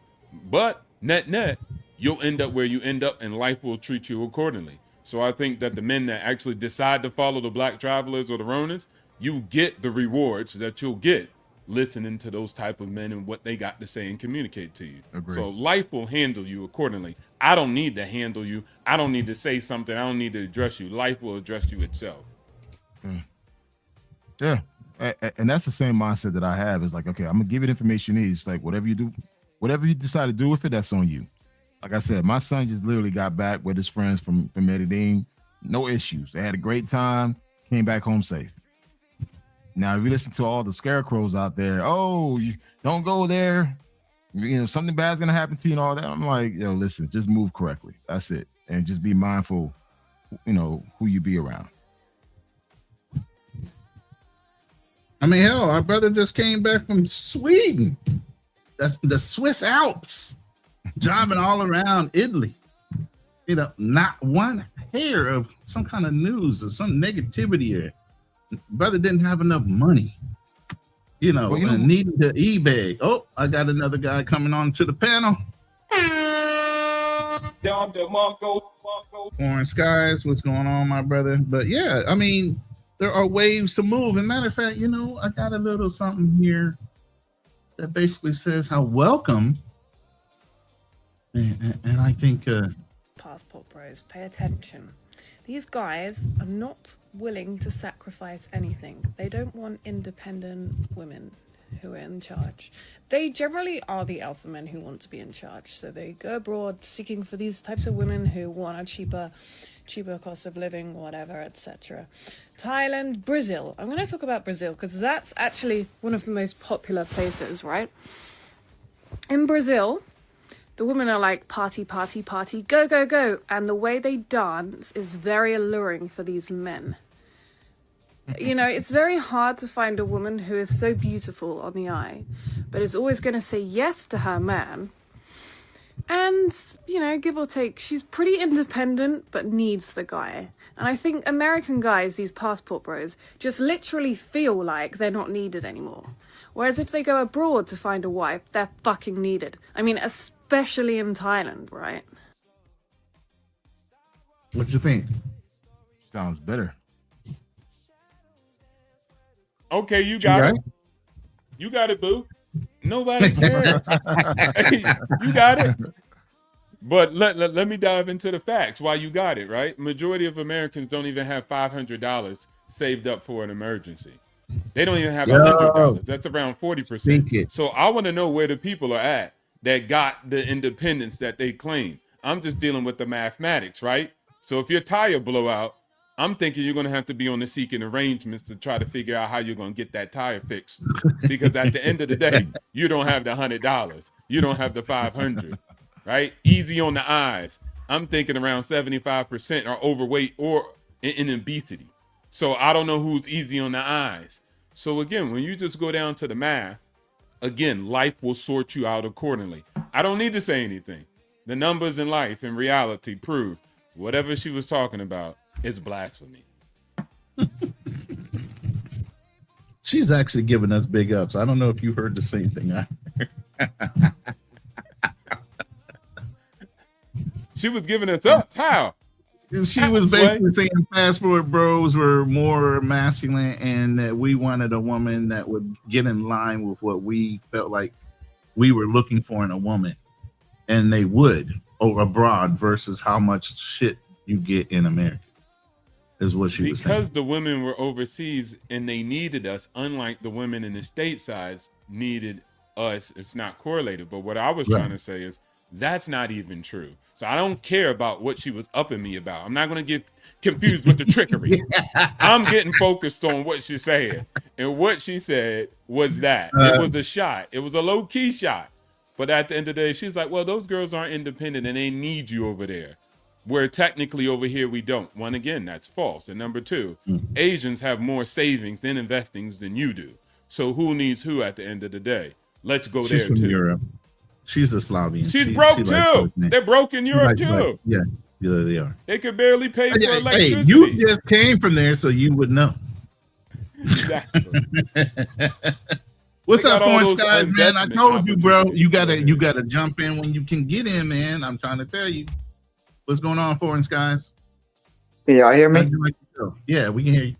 How you brothers doing? Shout out to the panel. Shout out to Ronan for another banger. Shout out Black Man Travels. Shout out Blueprint, my brother Frontier. Shout out to you. Oh, thank you, brothers. Hey, so what you got? Are there a lot of passport bros or there's a lot of drama bros? How do you feel about what's going on right now? So to be real, it's the internet. It's the internet. Now I know that on the WhatsApp groups, the Facebook groups, and YouTube, the dumbasses seem bigger than just regular traveling black men. So I think we should understand that it's a lot more of us who are not claiming a passport bro banner, who are just normal black men traveling, who don't get into all of the mess that we see on YouTube, TikTok, WhatsApp groups, Facebook about what a man is doing and who he's doing it with and how much it is and how much of that, and pull up on me in this country, we could fight, or we see a lot of that, but it's just like a lot of the problems in the black community. It's promoted. Even though we should know, like, it's way more black men who don't get into that type of stuff, who travel right, treat people right, you know what I'm saying, have a good time on their trips, got a better circle of a brotherhood around them than the foolery that we see. So I'm going to say passport bros over the BS, because the BS is what promoted and showed more. But we don't see a lot of well-to-do good brothers putting out content. We see more of the, we see more of the fuckery, excuse my French. We see more of that online than we see well-to-do brothers having good trips. We see more drama. I agree with you. But a lot of us don't care to put it out there like that. But that's another thing too. What's promoted is what's going to be shown. And yes, you can find smaller YouTube channels who have good brothers who don't got like a lot of following, but they show their trips, they show they travel, they show the way they move, they show the type of things that they get into. And it's nowhere near what we see on a common. If you just go to YouTube, Ronan, and type in passport bro, and you just scroll, you're going to see more effery than you're going to see good content, like positive content. So to the typical person who just tuning in, they're gonna think there's more the BS and all of the effery than it is just good traveling black men. You know what I'm saying? That's my opinion on it. Okay. Any pushback? Yeah. I'll tell you this: a lot of the guys who are traveling, they're not putting content up. I know a lot of guys that live in their best lives overseas, man. No content whatsoever. So I ain't doing shit. I mean, you know what I mean? People done flew out the fucking Philippines. What can I show you that you haven't been shown already? Yeah. Yeah. But I'm just talking about the person who's not smarter, not even smart enough. Don't see the bigger picture to know this, because a lot of people believe what they see is real, what they see is most common, what they see is the majority, and sometimes it's not. Because if you don't look at, okay, fellas, y'all got to understand the passport bro movement is a movement within just black men traveling in the United States. Period. It's not a movement. It's not a movement. Let's stop saying that shit. No, What do you no, wanna call okay, it? okay. What do you want to call it then? What do you want to call it? It's a lifestyle, man. I mean, Okay. a movement is making change. It's a lifestyle. Not everybody could be part of this movement. It's a lifestyle. You got to have the means, the financial means, and time to actually travel. Yeah, but that's what I'm saying. The influence. More Like- black American men who see, okay, these men are doing this. I like what they're doing. There's positives to what they're doing. I want to get my passport. I want to travel too. So it is a lifestyle for the ones who have already made it a lifestyle. But we still have a movement of new brothers getting their passports every day or just want to see more of the world every day. They don't have to be a passport, bro. They can just be a black man traveling. I would say it's more of an NGO because y'all be broke. So I would say no. I agree with that too. Hey, Frontier. I agree with that. Joking. Go ahead though. Nah. I just wanted to throw a jokey joke up in there, but nah. You good. Yeah, but so like I was saying, Ronan, I'm going to go back to picking passport bros over the effery because it's way more black men traveling who are not passport bros, who just do their own thing, who got a passport, who travel on their own dime. They don't do fundraisers. They don't beg for money. And they travel when they can, no matter if they have more time or not. You know what I'm saying? But that movement of just black men traveling is way more bigger than a passport bro name. Right. Because if you group all of us in passport bros, black men traveling, every black man that just choose to, get a passport, have a passport and travel the world or travel to different countries, he counts. No matter if he call himself a label or not. You know what I'm saying? A name or not. No matter if it's a lifestyle. I'm just talking about black men who travel. I'm not talking about who can travel frequently and who got more money to do and they have more time to see more countries in a lesser amount of time. I'm not talking about them. I'm just talking about a black man who picks up a passport and uses it. Right. Oh, that's a key one right there. You got a passport and using it. There's some brothers out there that got passport and cobwebs on that bitch. They ain't even cracked it open. They got it in the envelope still that it came in. But I do think shout out to Carl B. Shout outs to what Foreign Sky was talking about, but I also do believe that there's a lot of people out here dropping. My homie Uni World, there was a couple other brothers, Lotto, guys out here in Thailand. They just produce content. That's it. They were black and they produced good content. They happened to move out here to produce content, right? But they were producing content just about living life. One guy was working at an NGO. One guy just came out here and his channel was pretty big. I'm talking 100,000 plus. Some of these guys are 300,000, 400,000. So I think really that's where the majority of it is. They just don't call themselves that. They just happen to be overseas, right? Living overseas, whether it was working, school, education, NGO, working, and they just produce content. And we don't put that in the bubble neither, right? Guys there's some guys who just create videos. A black dude, a brother, he's in Thailand. He creates videos with people who got condos for $600, showing their living expense and how they live and how much it costs. They left from America or from Europe. So he's got that whole channel, right? He's overseas. He's a bro, but he just is not in that segment talking about girls, shorties, and all this other nonsense. So again, I think the macro is what I was just talking about. The micro is small guys over here in the direction going back and forth with the drama. Hey, Frontier, but let me ask you a quick question. Do you think it's what's promoted when you go on YouTube and look up black men traveling or men traveling or passport bros? Or do you think it's about knowing what to look for when you're looking for information or just seeing other people doing it? I think it's just about, of course, YouTube works in the algorithm. So it's about what you do. So if you go on YouTube looking for big booty ambiguous broads, then it's going to give you the guys that you'd be talking about that always talk about that. But if you're looking for regular, genuine travel videos, then they're gonna feed you that, and then they're gonna continue to recommend that.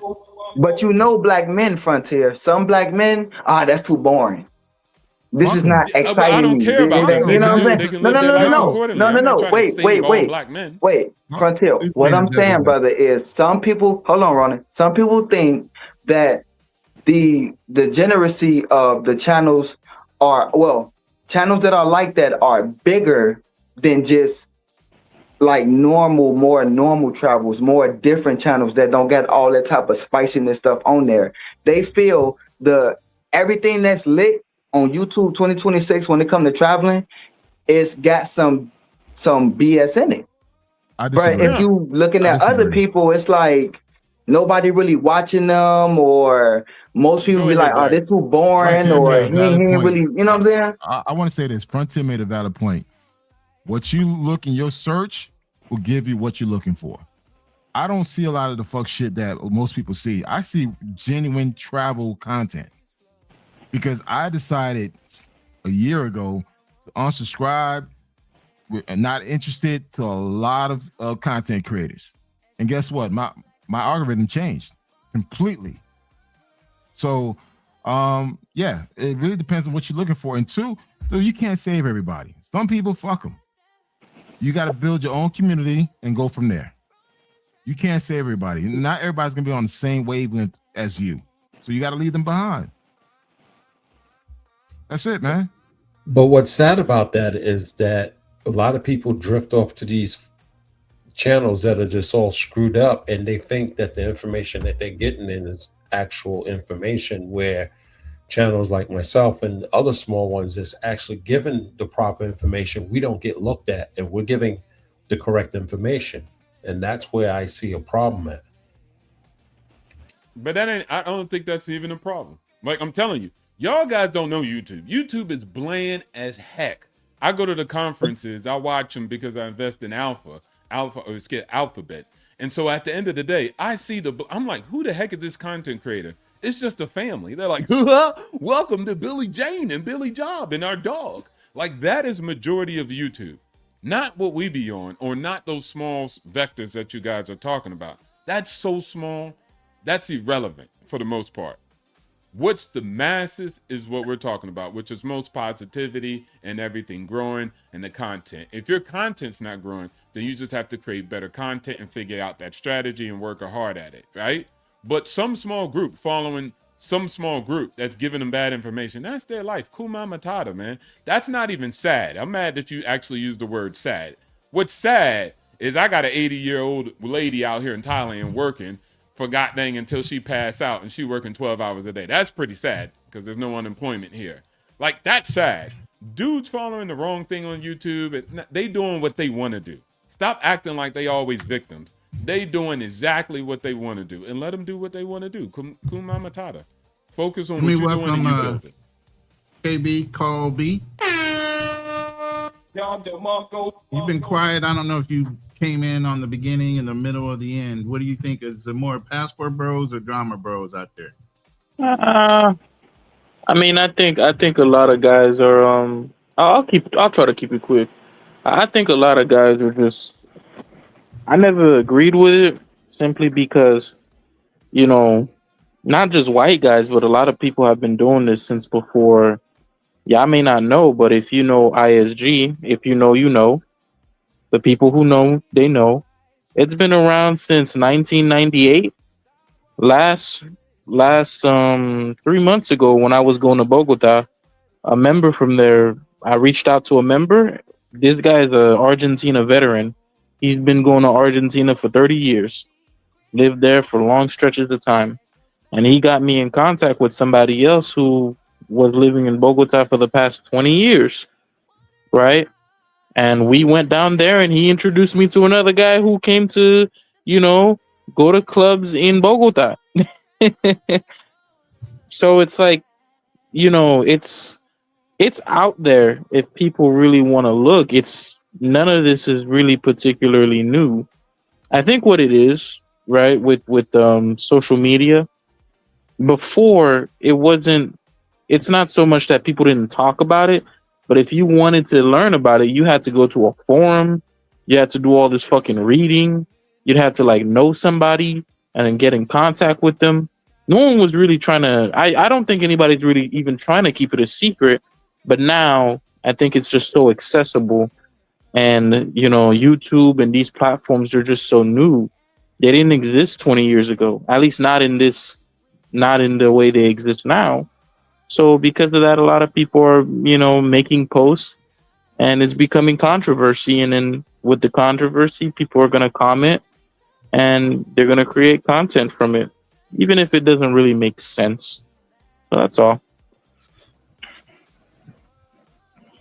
I've been to Bogota, man. Great city, man. Great times. Yeah. The strippers are great. I'm not even gonna lie. The panel is open. I don't know if you guys pinned the link to the chat, but I did in my room. But if you guys can pin the links to your chat for people in your room, if they're more than welcome to come up, I'll drop it one more time. But I'd like to get other people involved in the conversation and hear their thoughts on what's going on in the space right now. If there's a lot more drama going on versus, more traveling and really getting down to it. Shout out to Passport Blueprint who had to take off. No problem. I appreciate you coming up and sharing your information and your knowledge with the show today. But like I said, I just noticed recently, it's just more and more it's about drama. From who gives a fuck about a goddamn top 10 list to, whatever's going on between YouTubers, and not a lot of like real travel information going out there. And I mean, it's just a lot of bullshit. That's entertaining to you. But I mean, it's changed a lot. If you look at a lot of the crash out live streams that out there, are you really truly getting information, or are you watching entertainment? Let's keep it a buck. Are you really getting information about the places that these so-called content creators are doing these live streams from? Most of the time, they're doing it in the living room of their apartment. That's it. They don't show any content as far as what that city is about, what the culture is about, what the country is about. Nothing. All you hear is about drama. Right. So, I mean, this is what people are paying for. This is what you think cash apps and super chats for. Low tier information. Hey, as long as somebody's getting in a fight, an argument, or whatever, that's what sells. You got a big booty Latina on a thumbnail or something like that. That's like another giveaway, man. They're using these thumbnails to draw you in, and that shows you the thirst level is real out there. It's really real. It's like you put a thumbnail of a chick, but you see there's nowhere that chick to be found. Not in the video, nowhere, unless in passing. Oh yeah, I shot this on the walk. That's it. You guys ever heard of this content creator called David Bond? No. Oh yeah, old school. Yeah, he very 5-6 years ago was really, really big. He was also 15 years ago. Yeah, but he was one of the ones trying to steal the Passport Bro name for a little while too. Really? To sell it as part of a dating culture app. He was going to steal the name Passport Bros and use it. No, it was. I just mentioned it because it's just interesting, I remember him. He has a baby now. I think she's Filipina, and they're living here in the Philippines. Sure. Yeah. I just remembered him in particular. Man, just to goes to show you how long guys have been doing this stuff, and how I don't know, for whatever reason, why people tend to harp on it now. I remember him from like 16 or 15 years ago when I was still in high school, and he was doing the whole pickup artist thing. You know, and going to Thailand, and he was telling people to come to Thailand. And before that, he rolled with like this crew, and they were in Medellin for a period of time, and then he ended up leaving and going to Thailand. So yeah, you know, it's just been going on for a long time. I do think that guys just kind of need to relax. You know, get away from all this, you know, wannabe. I don't know what it is, like this macking thing that they call it. It's a big thing. I've been hearing a lot about it. That's a dating culture, and Yeah, just black pill thing going on. I think the whole macking thing, it's like, I forgot who was the guy specifically who was like, oh, you know, you have a problem with the Pookies because he might show up and he's just start macking. And this like, you know, in the 90s and I never understood. Yeah, I never understood why dudes worry about Pookies. Like, if you don't hang out where they hang out, why are you so concerned about them? Because they be mad because they get access to some of the shorties. I can answer that. Yeah. Go ahead. So, So just real quick, I'm gonna come at it at the aspect of, okay, like me, right? Unfortunately, and some men will say that we shouldn't, but unfortunately, to me, some black men are attracted to the same women that the hood dudes can get, because it's an aspect of men who live that type of life are able to get good girls or girls who don't really mess with men like that. Not all of them, but some of them, like just basically being fascinated with the life, or they interested, or they curious, or it turn them on or whatever, and they don't come from that type of neighborhood or lifestyle, they can get them women too. So if I'm liking a girl that I think is my speed, who live two doors down, but she giving me the run around because it's a hood dude that's living the street life, and she giving him what she won't give me, that's like a dynamic. So I'm just coming at it from that aspect, like, you know what I'm saying? Okay, for me, I never cared for it because, for one, I don't attract the same chicks that Pookies attract. I agree. I don't move in the same circles. So it's like, for me, I never felt that a Pookie was a threat. Two, yeah, it's Pookie, dog. It's like, what the fuck I'm be worrying about a Pookie for, man? It's just like, yeah, all right, if a female is drawn to a Pookie, I don't want that bitch, man. It's just like, dude, if I see that she's attracted to that, all right, I'm good. You can have them. You like chaos. I don't want that shit in my life. So that's why I never consider Pookies a threat, man. Like, her dudes, like who the fuck are you, man? See, like, but if you 22, 23, 24, are you really thinking that? Yeah, dude. Hey, I'm 22, 23, 24. Are you trying to get in where you fit in? Hold up. I was 22, 23 at one time, 20 years ago, in Miami, Florida. But life is different, and they'll tell you that right off the bat, too. And hold up. And again, we didn't have social media. In order for us to talk to a chick back then, you had to literally approach her. They got it easier, but yet and still talk we to had her. it so much easier. Yeah. And the likelihood of you getting turned down was very high back then, because we didn't have social media, Instagram, all that shit to hide our personality. No, you literally had to like go up to her and talk to her. Hopefully, she gives her number. You kind of write it in your hand or on a piece of paper, or try to remember it and call her back. But also, too, I never liked ghetto chicks. I never liked a certain type of chick that was into dumb shit. So there was never a threat. And being in college, University of Miami, oh man, shit was too many options, man. I'm like, y'all, you into hood dudes? I'm gonna go over here. That's it. I think both groups do it. So you got the Pookies who dirty Mac, and so they be like what the guy said earlier, right? You must have not got no shorties in school, you little lame, you little square. So they do that.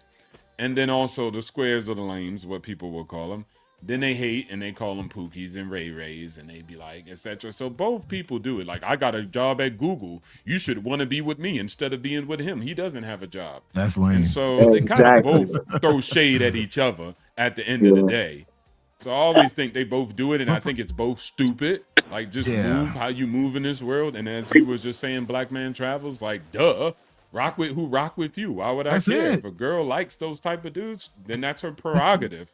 It's my prerogative. Like I'ma let her do it. Yeah. But do you think men learn that early, like when they see? Because I'm kind of talking about the aspect of dating right now, like knowing, like, okay, this girl is not for me. I'm gonna just leave her alone. I tried one time, she shot me down for whatever reason. Cool. Do you think most men is like, okay? And I'm not talking about every dude that's in poverty or every dude that's not living in the middle class. I'm just saying, like, the everyday black man, like when they in their neighborhood or they dating in their vicinity, and they're getting that. Like, do you think like they feel like, oh, okay, well, this dude is better than me, or do you just feel like you don't understand that that's not for you, even though, and you're gonna keep trying? Because I feel like men, they don't understand that when they like at that age. They don't. Like, they be on some I'm gonna keep trying type shit because they don't understand she don't want you, she want him, and you need to leave her alone, but you still trying to figure out why. That's why I understand what the brother was saying earlier, like, why do you even care anyway? But some men, they just don't, they just persistent. Okay. Yeah, I can agree. say this. I can say this. I have a son. My oldest son is 23. Granted, I mean, he's a football player. Last year, senior year, he's graduating in December. His experience is a little different because he's a football player. But also, too, I taught him, like, listen, never chase after a person that doesn't want you. If she's not willing to reciprocate that same energy, don't pursue her. That's something I ingrained in his head. Is like, listen, only surround yourself with people that fucks with you. So for him, he understands, like, listen, man, you can make an effort, but if you see the effort is not coming back towards you, walk away. Right. And he understands that. And now that he's 23, been to 7 countries already on his own at 23, he know he's cocky as hell now. I was like, bitch, like, yo, I'll disappear on you. So I mean, he's a lot further ahead than I was. But at the end of the day, you understand, like, listen, man, only like water seeks its own level. Go to places where people fuck with you, man. It's like, why try to pursue somebody that doesn't want you? That doesn't make any sense. And I'll add to that. It doesn't even have to be like he talked about his son and his son had these. Look, I know men that are rich that are still like that. So it's really something that you got to figure out, regardless of what class level you are, physicality you are. If you always have that P at a pedestal and that's the centrality of your life, then it will always define you, regardless, poor, broke, rich, whatever. So that's the actual essence. It's not your age. Because I've known guys who are older and they still see the world like that.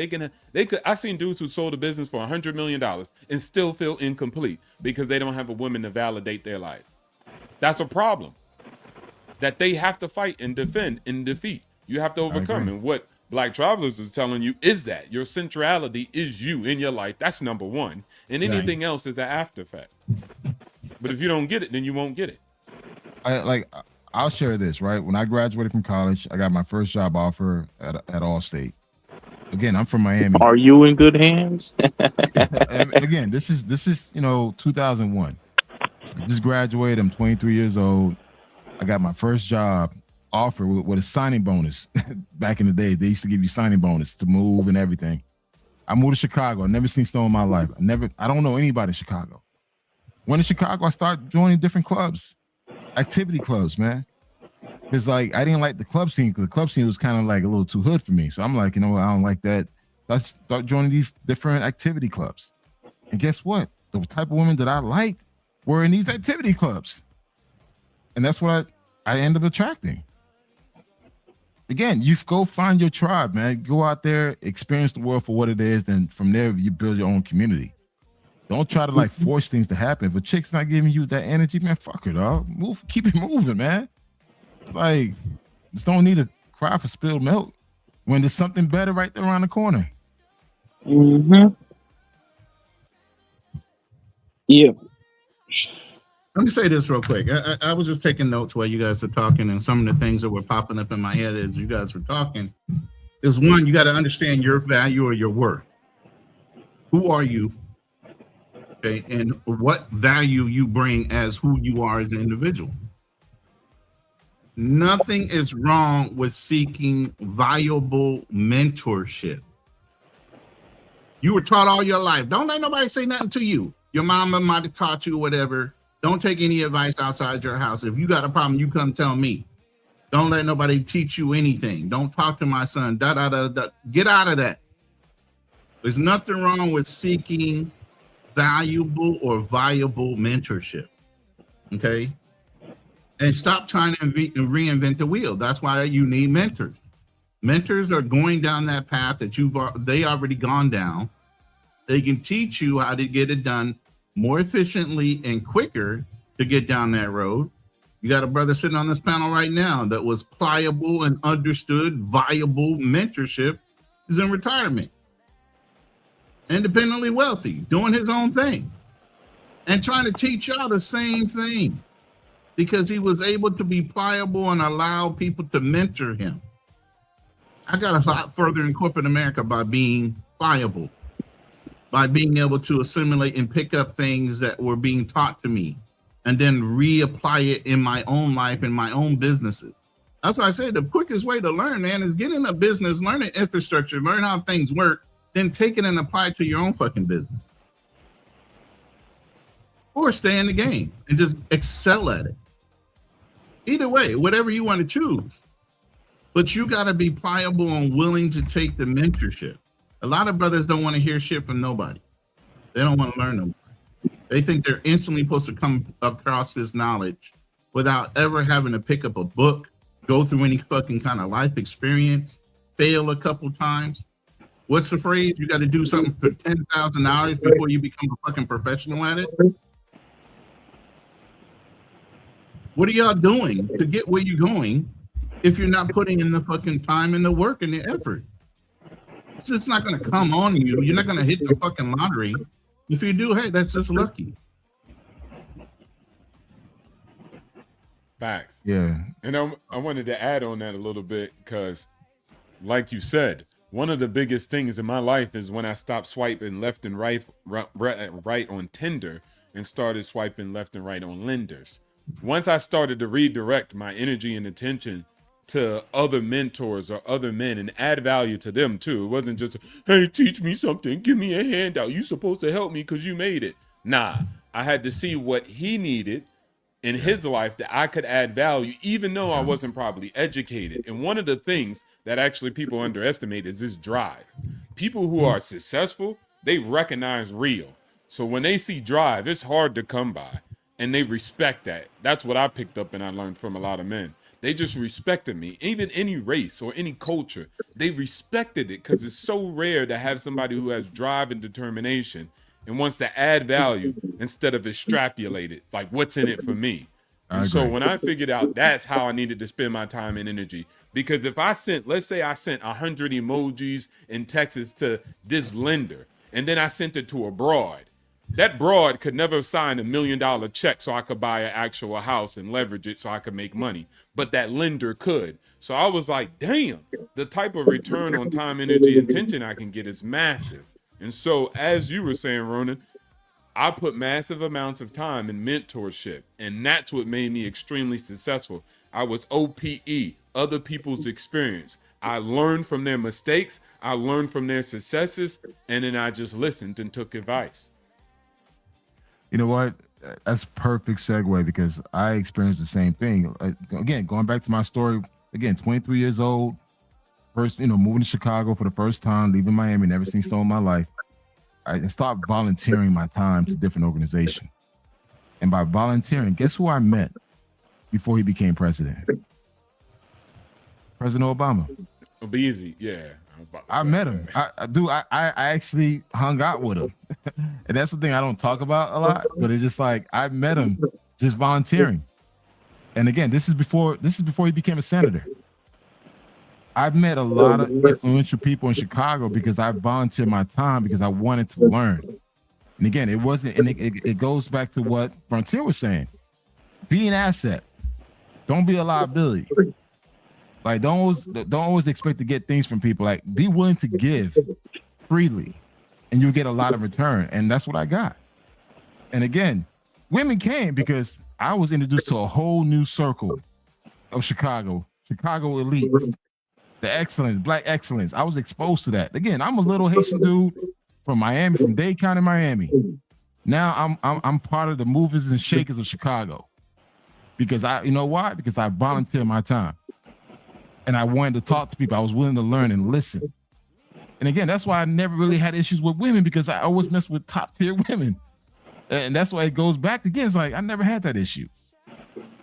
And was they looking? Was they like, who is this young? Well, I don't know if he was bald headed then, but they was like, who is this young bald headed black man in this area where we don't usually see you guys? You don't have to do nothing. You just have to do you. Do me. Listen, I was attending all the black tie events, Jack and Jill events. Man, listen, I was exposed to the cream, the cream of the crop type of women. And that's why, again, I go back to saying, like, I never dealt with these type of women that most guys dealt with because I was not part of that circle. So hey, again, Black Man Travel. Yeah.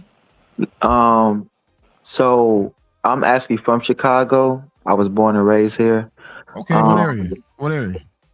I'm on the west side. Yeah, what area? Tell me. In the I used to north, live in the west side. in the North Lawndale area. All right, I used to live in Humboldt Park, off of Augusta and I Sacramento. used to live in Humboldt Park too. I used to live on Monticello and Hirsch. I was off of Humboldt Park in Sacramento.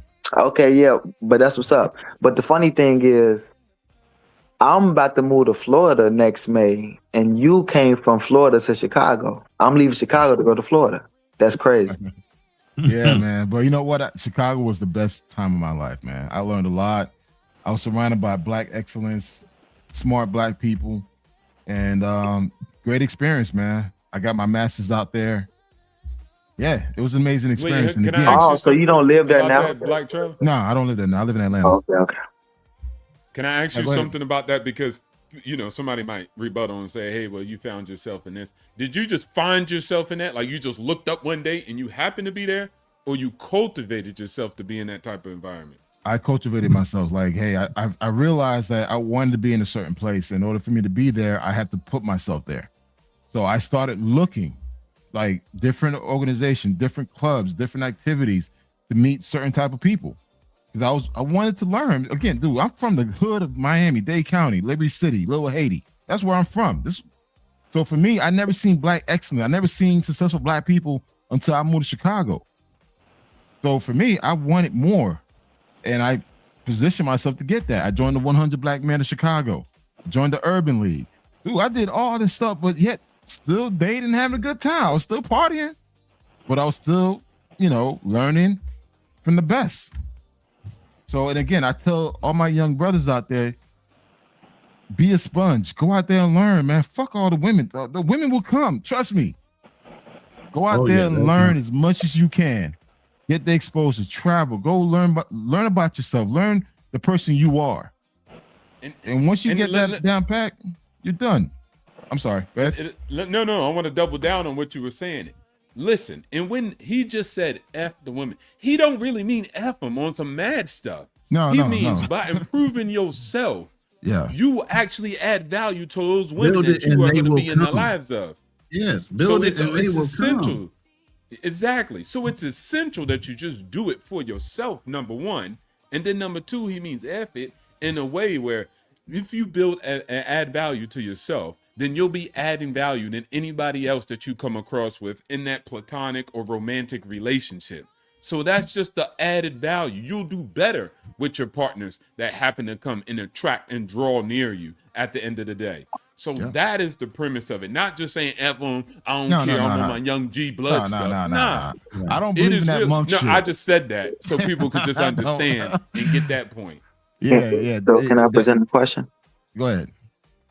What do you call a man that builds all pillars of his life, but on his journey, he decides to pay for it? Whether he's traveling every year, or he's traveling when he can, or he also pays for it in the States. But he's building himself.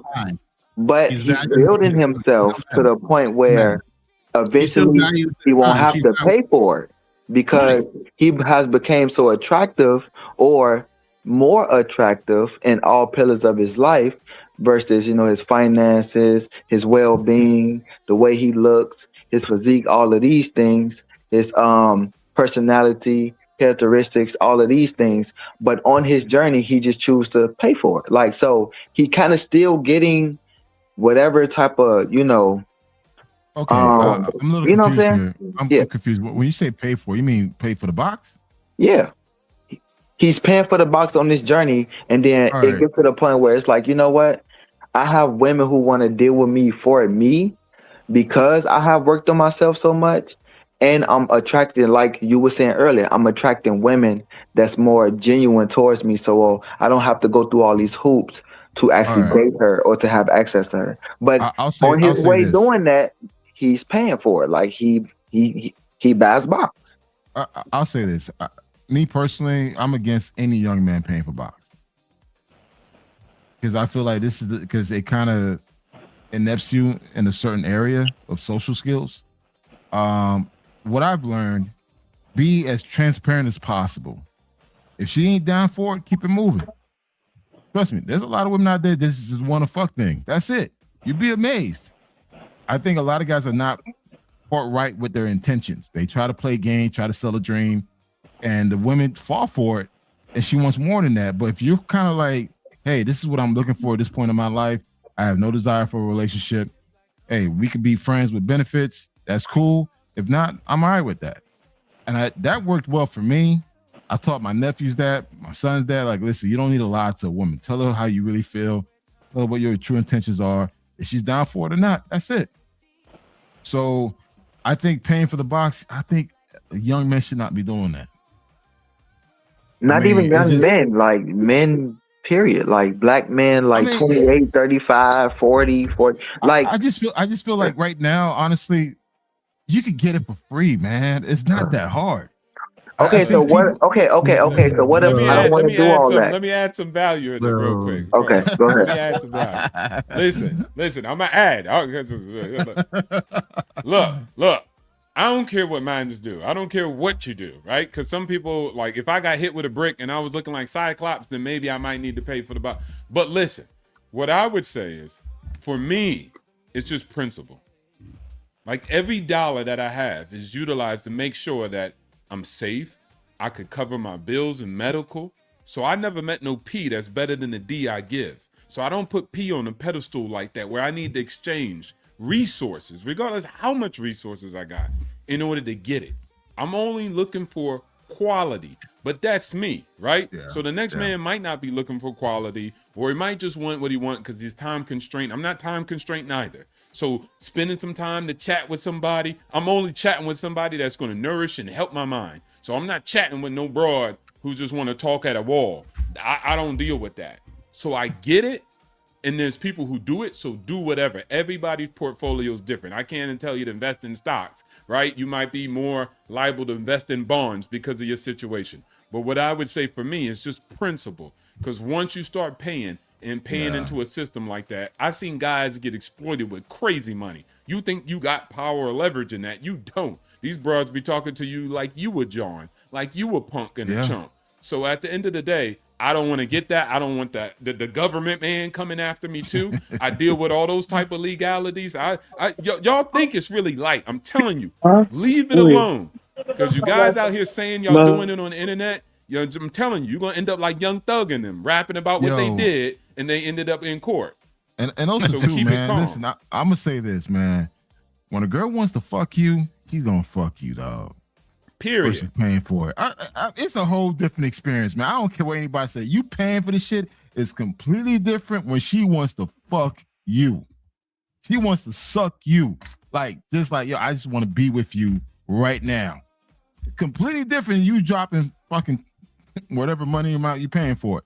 It's a whole different experience, man. So that's why I always advise, like, if you, dog, just make an effort. You'd be amazed. Just be transparent. Show your true intentions and make an effort. You'd be amazed what you get. Yeah, I feel that. Hey, Ronan, just let me say something real quick before you go to call B. When I come on these conversations, I don't really be speaking personally how I feel a lot.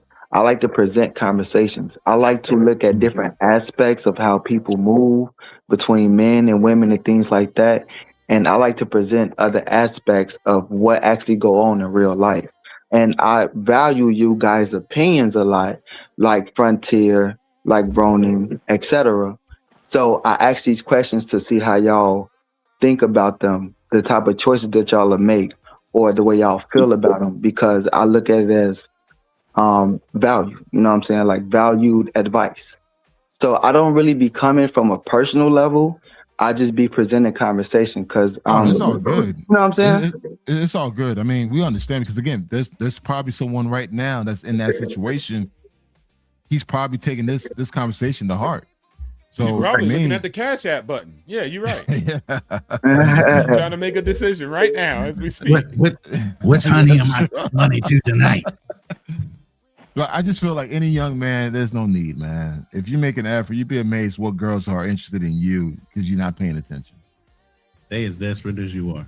Let me say But I'm this. saying, what if I don't want to do that? What if I want me say to this. work Let me on say this. myself and then I want to pay for it because Let me say I don't this. want to be abstained from sex or whatever you call it. Right. Like I still want to get my rocks off. You know what I'm saying? Yeah, Scott, let me say this. Let me say this real quick. Okay, you got to value your time for your growth. Okay, obviously, as men, we start to produce a lot older in years, so we're building our base, we're building our support, we're building our resources, so that once we get into our 30s, 40s, and 50s, we're producing at a high rate. That's when that's when we make our maximum amount of dollars. Okay, so I would still say don't be a hermit. You need to have social skills. Go out and date. You know, find somebody in a like-minded type of situation. Find another nerd girl that's sitting there going to school too. And some of the nerds are the freakiest, man. A lot of these nerds are the freakiest. Here's the thing. Some girls will build with you if you approach them the right way. They see your potential, you see their potential. Guess what? Not only are you building with them, and if you guys decide to separate, guess what? You both have life experience in relationships. Y'all are grown. You actually have a better breakup because y'all already started off honestly. Hey, I'm building my career. Hey, I'm building my career too. Hey, let's go out and have a date. Oh, you know what? Let's go ahead and take that a little bit further, but don't distract me from my studies.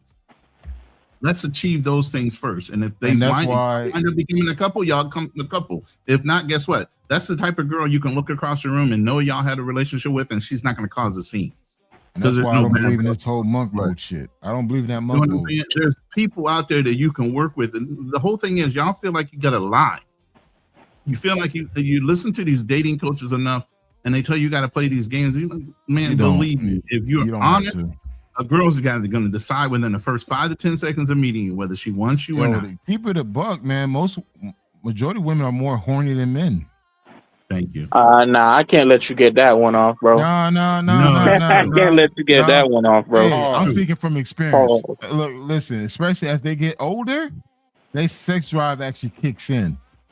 So it's like, it's a big difference when you paying for something, you get basic sex. When you got a chick that want to fuck with you, that enjoys having sex with you, it's a whole different experience, man. No money can. I'm not saying that sex drive don't go up with age. I'm just saying that biologically, bro, we have 10x testosterone. Again, I'm speaking from experience. I'm 48 years old. I've been around. I'm speaking from experience. And Frontier, Roland can all agree. Most women's sex drive actually picks up as they get older. Yeah, it does. Mm-hmm. In their 20s, listen, let me tell you this. In their 20s, listen, most women in their 20s don't know what the fuck they're doing. But they are curious. They are curious. I was in my 30s and this 40-year-old, she was finding this out. She was like, wait until you get to your 40s. I'm like, what does that mean? Oh, don't worry about it. Look me up when you hit your 40s. But we were still hitting it. But at the same time, she goes, yeah, it's a whole nother fucking thing. You meet a woman in her 40s, she's ready to go. I don't think KB's wrong. I think he's actually right in his statement because he's just speaking about his reality and his experience. That's true.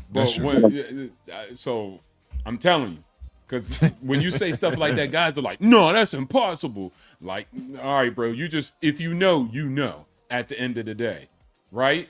So I think that's like 100% valid. I mean, no one's saying it's impossible. It's kind of like saying, are there women out there who are stronger than men? Of course there are women out there who are stronger than men. But by and large, you're not going to be like, the typical woman is stronger than the typical man. This is not true. Right? See what I'm saying? Yeah, nah, I hear your experience. I hear it. I hear it. Man, Thanks listen, for sharing man. that with us. Look, I'm a social butterfly.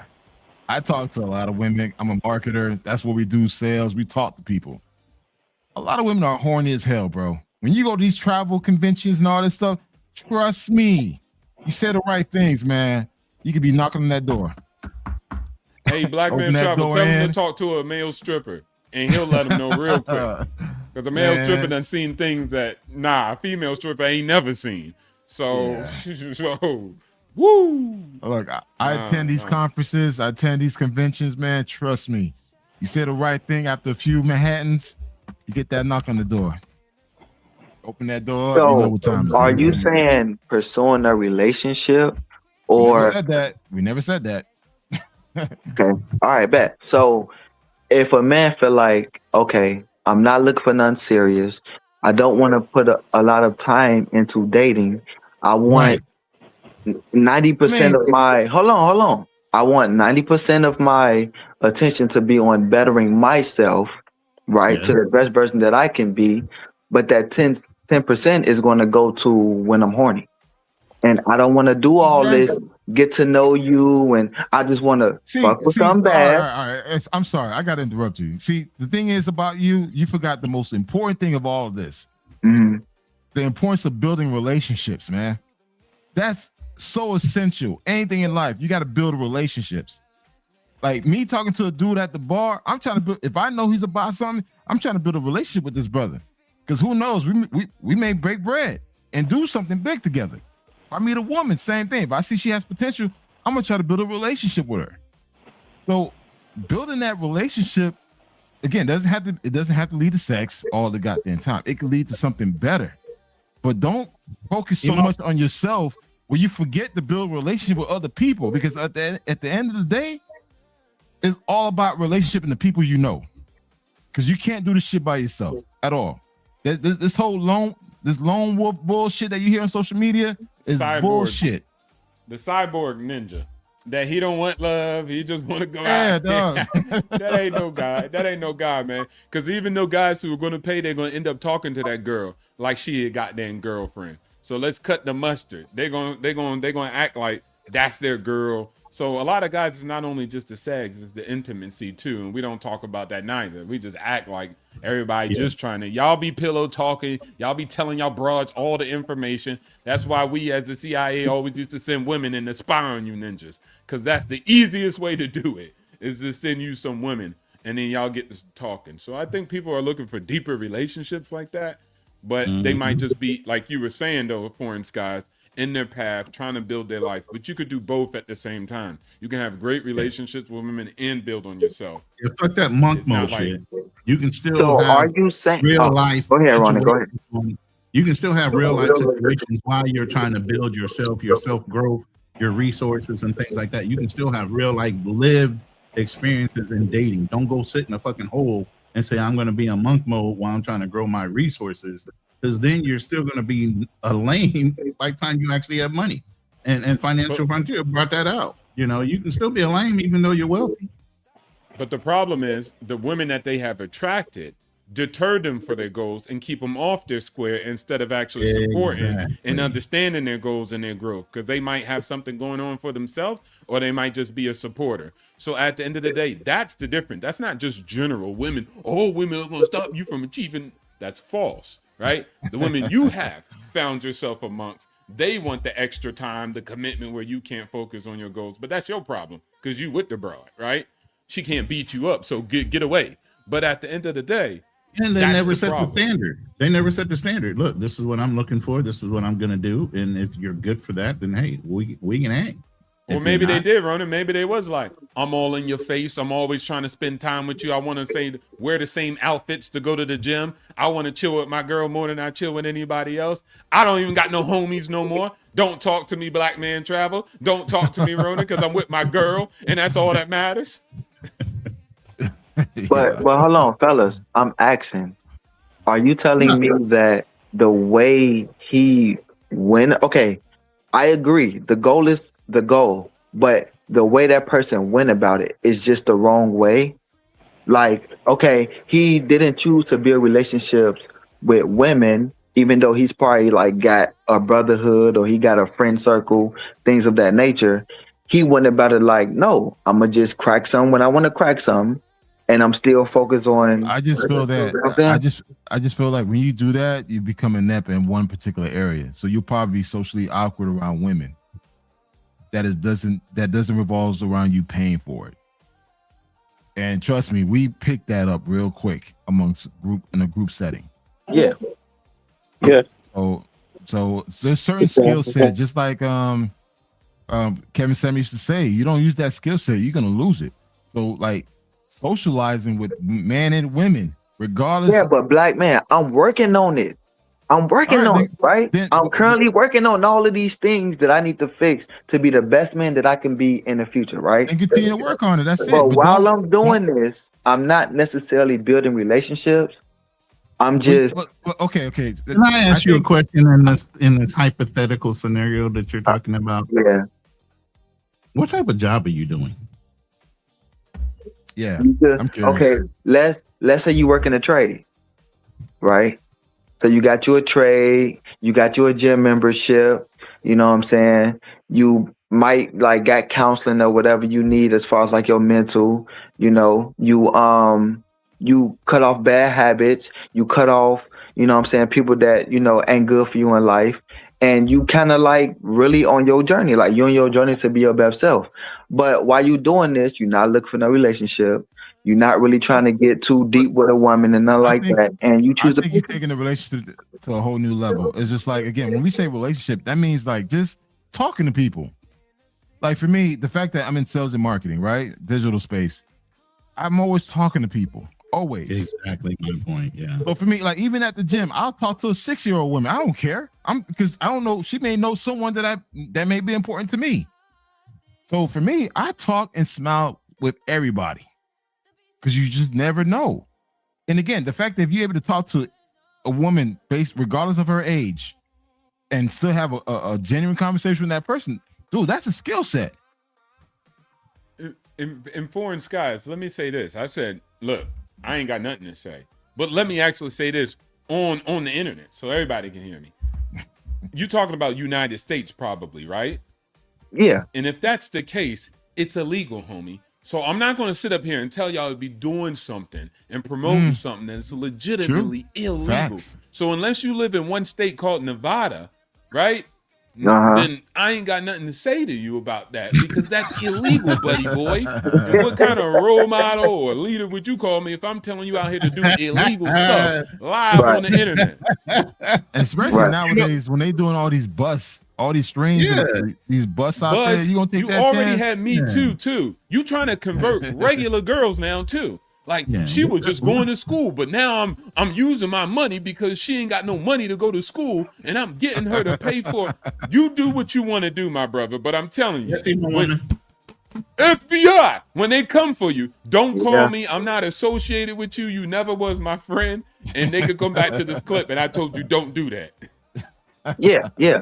And I do agree with that. I'm just asking, you know what I'm saying? Like, just wanted to see like how y'all think about this. Man, listen, man. But wait, hold on. And I'm gonna be quiet. All I'm gonna say is the overall message is do it naturally. Just try to get to know people naturally, women who you are attracted to naturally, in natural situations. And if it hit, it hit. If it don't, it don't. Why you continue to build on yourself?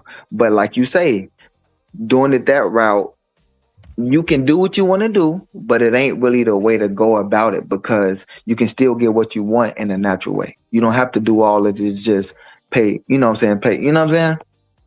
I agree with that. Fellas, real quick, let me say this. I wasn't planning on being on this long. I got to go to brunch.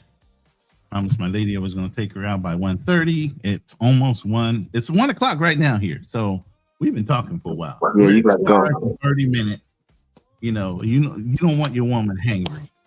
Even though go ahead and shut it down, bro. Even though I can fix that shit when we get back from me. You get what I'm saying. But I'm just No, it don't matter. Don't shut it down. Go buy a box. Yeah. Y'all go ahead and buy your mine right here. But Anyway, so joke. I'm going to have you guys give me any kind of closing remarks, promote anything you guys got going on the financial frontier. We need to do a show together.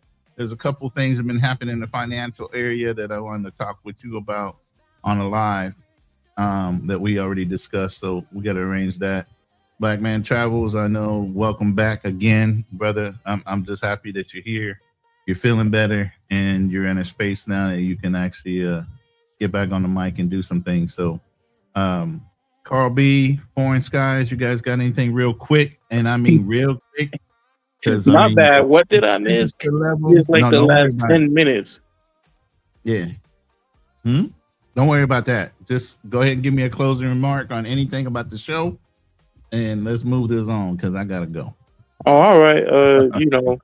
Happy 4th of July, guys, and we don't got no problems with Pookies. Just don't show up with Air Maxes and a wife beater to the airport, please.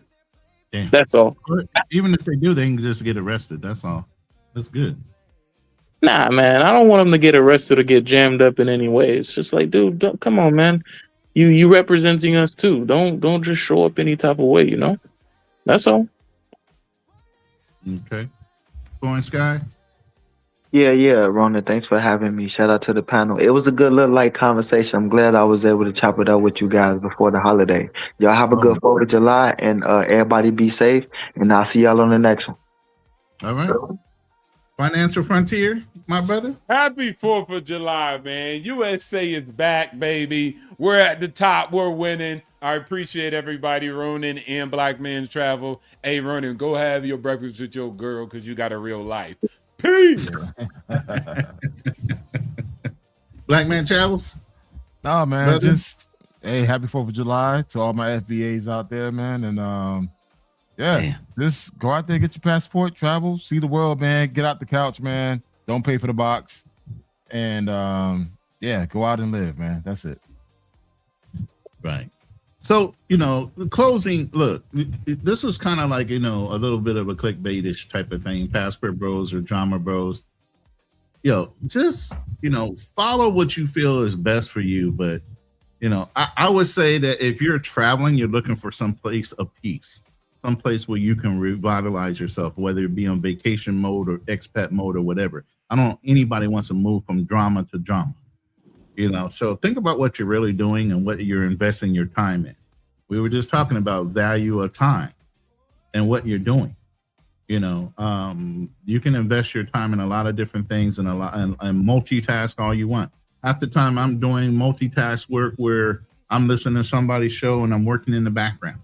I know a lot of our listeners do the same thing. They're working, they're putting in hours on a third shift or a swing shift or something, and they're listening in, whether it be on replay mode or on live, so just get the best use of your value and your time. And at no point in time did you hear me bring up a woman when it came to that. Like Black Man Travel says, they will come.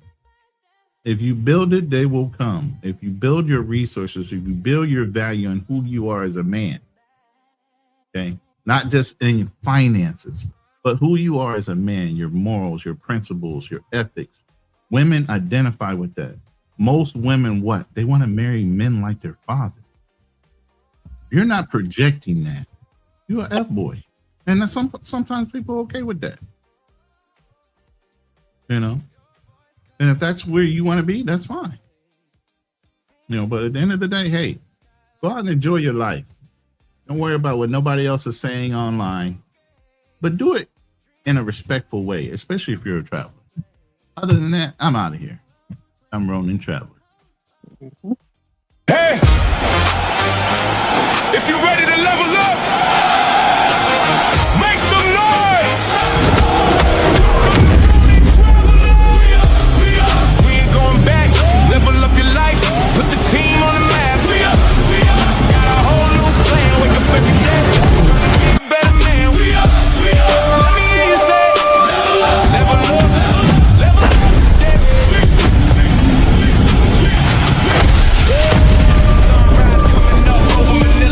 Another opportunity, another payday. Ain't no shortcuts, ain't no magic tricks. Just discipline stacked up brick by brick. From the military to a life overseas. Now I'm showing other men how to live with ease. Got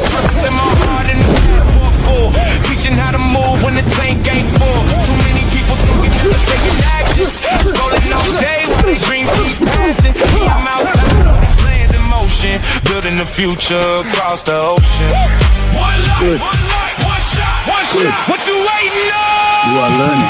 We ain't going back. Level up your life. Put the team on the map.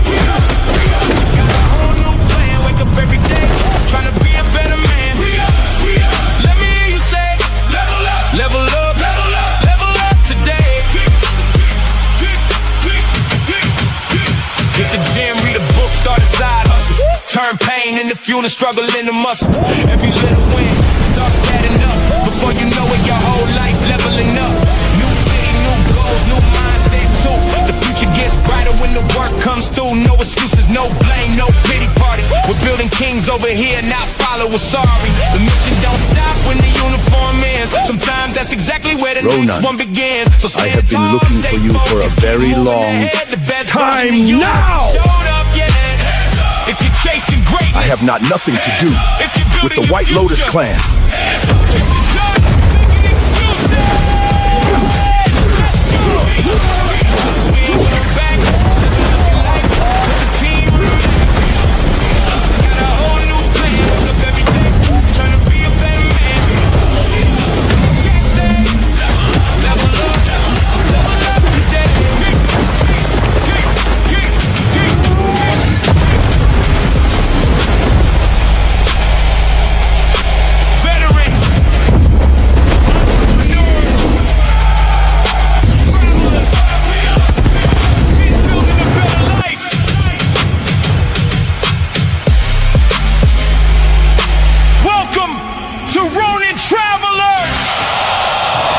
Let's get to work.